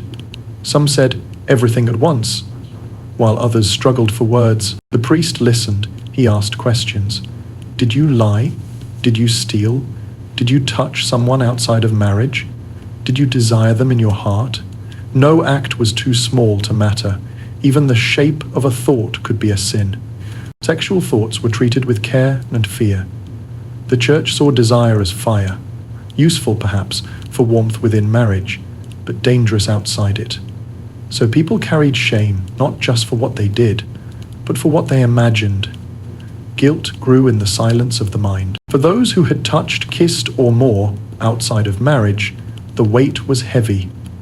They confessed, then listened, then waited. The priest would decide the penance, perhaps a fast, a set of prayers, a pilgrimage, in rare cases a public act of penance, walking barefoot or standing before the church in plain clothes. Some priests were gentle, others were stern. Some offered comfort, others gave warnings. Many believed that confession cleansed the soul, but it also allowed the church to see into hearts and to keep control. Sexual sin was treated with deep seriousness, not just because of morality, but because it touched power.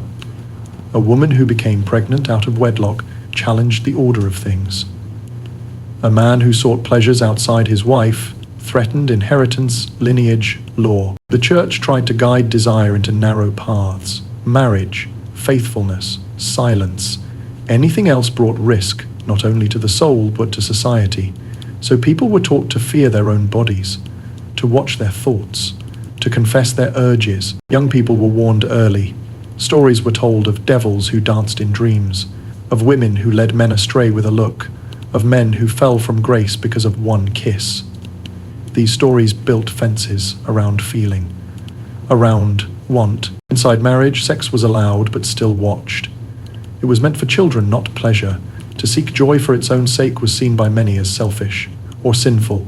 Couples were told to abstain on holy days, feast days, during Lent, before communion, which meant many days. Some felt guilt even for acts within marriage. The church's words shaped the bedchamber. They crept into the home, into the heart. Desire became a thing to hide, pleasure something to explain. People longed and then confessed for longing. They touched and then wept.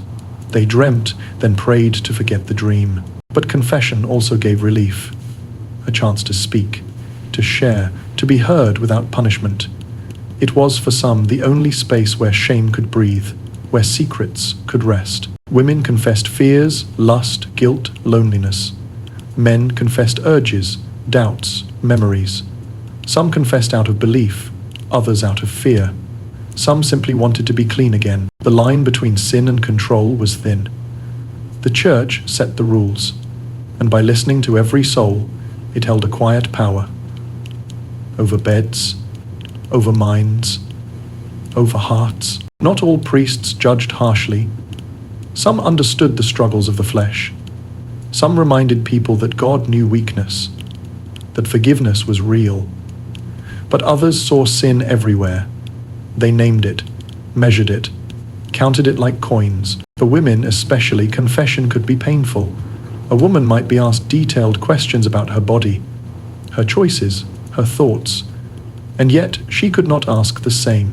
She was expected to answer, not to question, to feel guilt, not to speak freely. Still, many came, over and over. They returned, because the silence outside was worse. In confession, they found a strange safety. Someone heard them, even if they were not truly seen. Sometimes confession was forced. After an accusation, after a scandal, after childbirth out of wedlock, the priest became a judge. The booth became a court, and guilt a kind of sentence. But even then, people held on to small hopes, a light penance, a soft word, a sign that they were not beyond saving. Over time, guilt became a constant shadow. It followed people to work, to prayer, to sleep. Not all guilt came from action. Some came from fear. The fear that they had sinned without knowing, that their thoughts were wrong, that their dreams were marks of evil. This quiet fear made people cautious. It shaped how they spoke, how they looked, how they lived. It closed doors that might have led to love. It dimmed joys that might have grown bright. And yet, love still bloomed. So did touch. So did laughter. People found ways to be human in a world that feared humanity.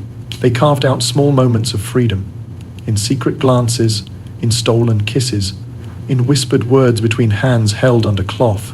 Confession was a mirror. Sometimes it showed truth, sometimes it warped the view, but always it reminded people they were being watched, not just by others, but by God and by themselves. In the end, many left the church lighter, forgiven, clean, ready to start again. Others left with fresh guilt, unsure if they had said too much or too little. But all carried the same wish: to be seen, to be known, to be loved, and to be good. And in that wish, across all centuries, we are not so different. In every village, behind every wall, love bloomed in places it wasn't supposed to. It found cracks in the rules. It slipped through windows at night. It grew where it was not planted. And though people tried to hide it, forbidden love left footprints everywhere. Love did not ask for permission. It moved quietly, like mist on a cold morning. It came to a girl at the well, to a boy in the stables, to a priest in prayer, to a widow who had already said goodbye to love once before. It came anyway. The rules were clear. Marry as your family says. Stay within your rank. Keep to your duty. Love only within marriage. But the heart rarely listened to rules. Sometimes it was a noble who loved a servant. Sometimes a young woman fell for a man promised to someone else. Sometimes it was two people of the same sex. Something whispered about, never spoken aloud, but still real, still felt. Sometimes a priest, bound to God, found his gaze lingering too long on another's hands, another's eyes. In each of these stories, risk was always near. Discovery could mean shame, exile, punishment, even death. But even with that risk, people still chose love. They met in secret, in barns, in woods, in hidden corners of the cloister. They passed notes on folded cloth, shared glances across crowded spaces, touched fingers as they handed bread. Each moment brief but bright. The body remembers these things: a look, a scent, a word. In a world so full of rules, these small rebellions were acts of courage and of hope. Some forbidden loves were never acted on. They stayed inside the chest, heavy and worn. A longing tucked into daily tasks. A name carved into wood where no one would see. A song hummed that no one understood. This too was love, even if it was quiet. Others ran away. Lovers who couldn't bear the distance, who fled the village, hand in hand with only bread and courage. Some were caught, others vanished into new lives. Ballads were written about such things, of love defying fate, of hearts that chose each other over the world. Not all stories ended in joy, many ended in silence. A woman sent to a convent, a man forced into marriage, a pair never allowed to speak again. But even then, something lingered. a memory, a feeling, a wound that did not fully heal. The church spoke often of lust, of sin, of temptation, but love, true, aching love, was harder to name, harder to blame. It lived in a different place, in a deeper part of the soul, and sometimes even the church looked away. People told stories to protect themselves. They called it friendship, a mistake, a passing thought. They repented. They promised it would not happen again, but inside the feeling stayed. It sat like a candle in a quiet room, small but steady. There were codes, words that didn't say love but meant it, a shared prayer, a borrowed ribbon, a favor offered when no one else would. These were the secret languages of the heart. Some lovers left poems, carved initials in stone, wove names into embroidery. The world did not know what they had done, but they did, and that was enough. Even in courtly circles, love could be dangerous. Knights swore loyalty to queens, pages dreamed of lords, daughters of dukes pined for poets. Behind every noble marriage, there might be a second story, one of glances, of longing, of hidden hands under heavy sleeves. Love crossed lines it wasn't supposed to, between rich and poor, between man and man, between woman and woman, between priest and parishioner, between what was allowed and what was real. But no matter how forbidden it was, love still brought light, even if only for a moment. It reminded people they were alive, that their hearts still beat, that they could feel something true in a world that often felt too hard, too cold. Some believe forbidden love is wrong. Others see it as the purest kind, the kind that asks for nothing but a chance, a second of honesty, a look that says, I see you. And maybe that is what we all want, to be seen, even just once. In the medieval world, being seen could be dangerous, but it could also be beautiful. Two souls recognizing each other in the quiet, not needing words, just breath, just presence. People talk of sin, of scandal, but they forget the tenderness, the care, the way forbidden lovers treated each other with softness because the world outside was so hard. They spoke gently, moved slowly, held each other as if time might stop. And for them, sometimes it did. Not every love was perfect. Some were selfish, some cruel, some born out of loneliness, not truth. But many were kind, and true, and deep, and they mattered, even if history forgot them. Because behind every rule is a person, behind every punishment, a story, and behind every forbidden love is the same simple truth. Two people wanted to be close, and for a moment, they were. In the quiet halls of monasteries, behind thick walls and wooden doors, some people chose a different path, a life without marriage, without touch, without the kind of closeness others longed for. This was celibacy, not just the absence of sex, but the reshaping of a life around silence and restraint. For priests, monks, and nuns, celibacy was more than a rule. It was a vow, a promise to serve God with body and soul, to keep desire locked away, to rise above temptation, to live without the pull of the flesh. This promise was not always easy. The human body does not forget its nature. Feelings still came, dreams still stirred, but those who took the vow were told to push these things away. Through prayer, through fasting, through labor. Young men who entered the priesthood were often trained early, taught to avoid women, to guard their thoughts, to confess when temptation crept in. They lived in rooms of stone, studied long hours, walked narrow paths. Some did this gladly, others struggled. Women in convents followed a similar path. They were called brides of Christ. Their lives were meant to be pure, obedient, and quiet. They sewed, sang, wrote, prayed. Some found deep joy in this life, a rhythm that felt safe, a space where they could learn, lead, think freely. But even here, feelings did not always follow rules. Friendship between nuns could grow intense. The line between love and devotion blurred. Some hugged too long, wrote letters too sweet. These bonds were often ignored, as long as they stayed quiet. but not always. In some monasteries, rules were strict. Eyes were watched. Conversations were brief. In others, the lines were softer. Some priests kept women nearby, cooks, maids, companions, sometimes more. The church often knew. Sometimes it punished. Sometimes it looked away. Celibacy was meant to be clean and simple, but life rarely is. Some priests fathered children. Some fell in love. Some lived two lives, public and hidden. A sermon in the morning, a quiet visit at night. Parishioners noticed, some disapproved, others whispered, and then went on with their day. There were rumors, always. Stories passed from house to house. Did you see her leaving the back door? He spends too long in the garden with that one. No proof. Just glances. Just doubt.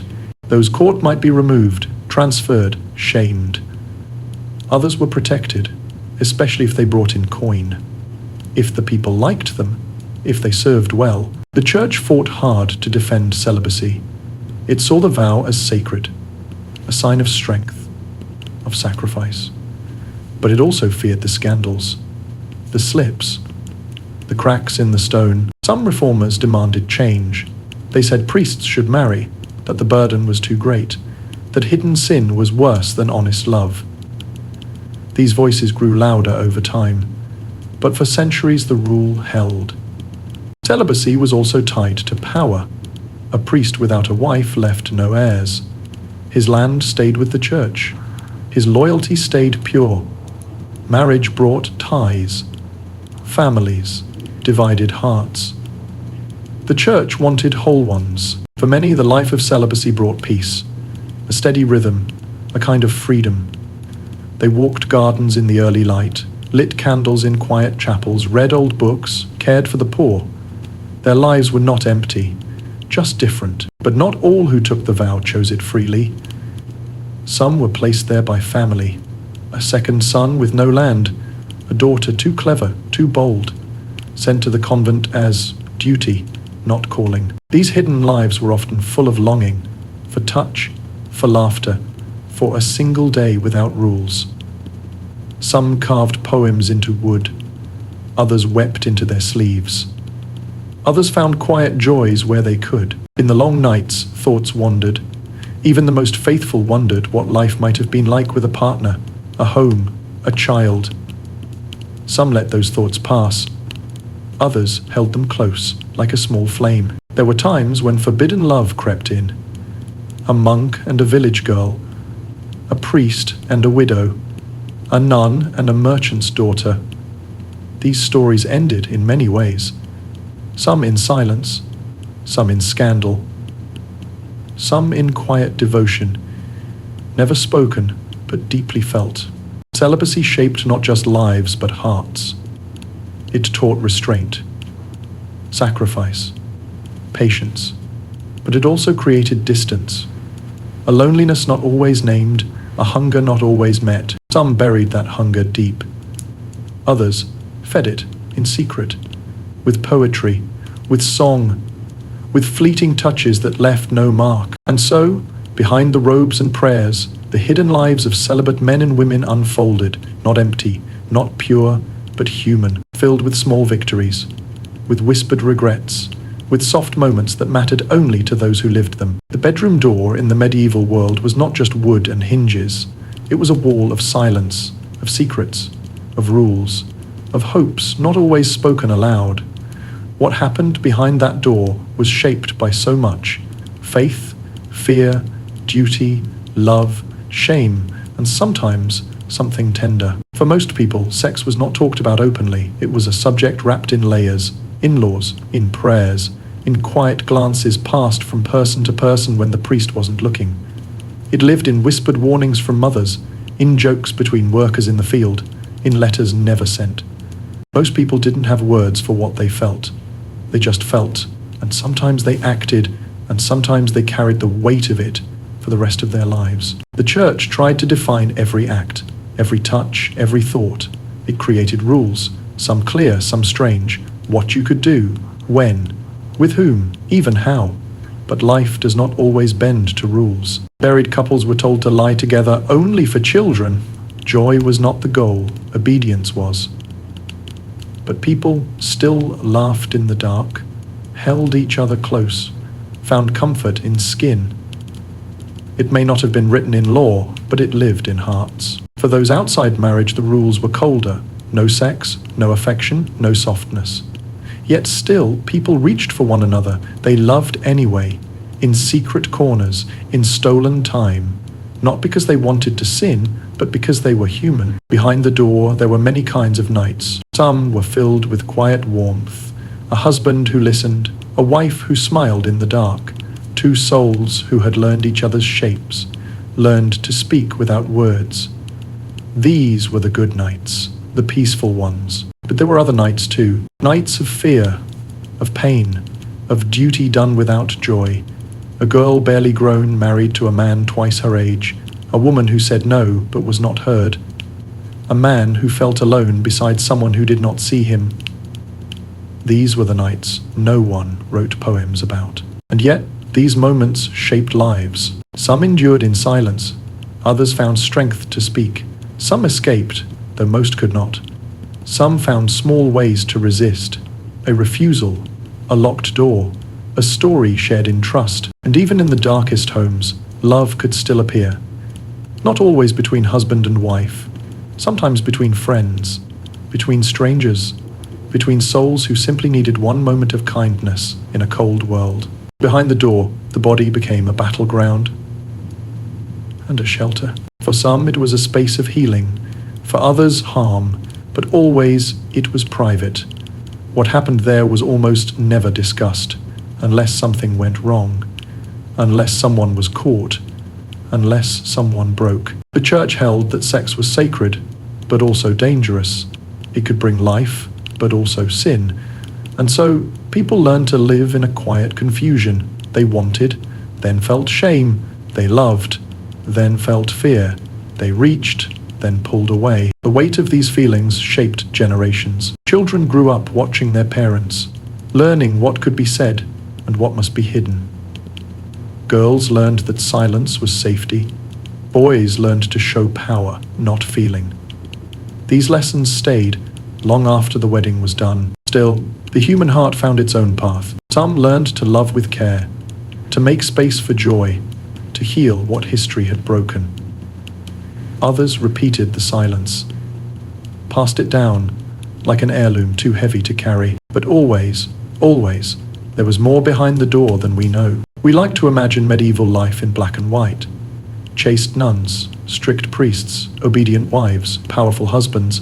But real life was softer, messier, sadder, braver. There were nights of laughter and nights of tears. There were couples who never touched and ones who touched too often. There were secrets never told and truths shared in dark kitchens with trembling hands and soft eyes. Some things we will never know. But what we do know is this: medieval people were not so different from us. They longed, they feared, they tried, they failed, they forgave. They searched for something warm in a cold world, and many found it, even if only for a moment. Behind the bedroom door, there were no saints or villains, just people trying to live, to love, to make sense of the rules, to find comfort in one another. In the end, love still matters, even in a world full of fences, even when forbidden, even when misunderstood. Love still mattered. You've made it to the end. Slowly, quietly. Maybe you're still listening, maybe you're drifting, maybe your eyes are already closed. That's okay. You don't need to do anything now. We've wandered far tonight, through stone villages and silent cloisters, through cold halls and warm hearts.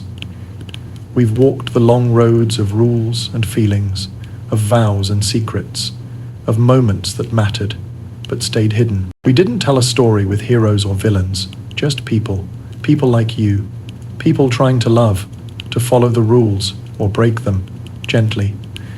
People who wanted to be close, even when the world told them not to be. And now, here you are, quiet, still, wrapped in your own story, one shaped by all the days before this one. There's nothing more to learn tonight, nothing more to understand, just let it settle. Let it rest. You're safe here. The world outside can wait. Tonight, your thoughts are soft. Your breath is slow. Maybe your room is dim with just the smallest glow. Maybe the air is cool and your blanket warm. Or maybe it's summer, and the windows are open to the night. Whatever your space looks like, make room in it for peace. If your mind begins to wander, let it. If your body feels heavy, welcome that too. Let the voices of the past fade gently into the dark. Let the stories settle like dust on old pages. You don't need to remember everything. Just let it be part of the quiet now. We'll be here again if you ever want to return. There are always more stories waiting, more soft roads to walk, more questions to ask. Not loudly, but gently. But for now, you've done enough. Tonight belongs to rest. Good night. Sleep well.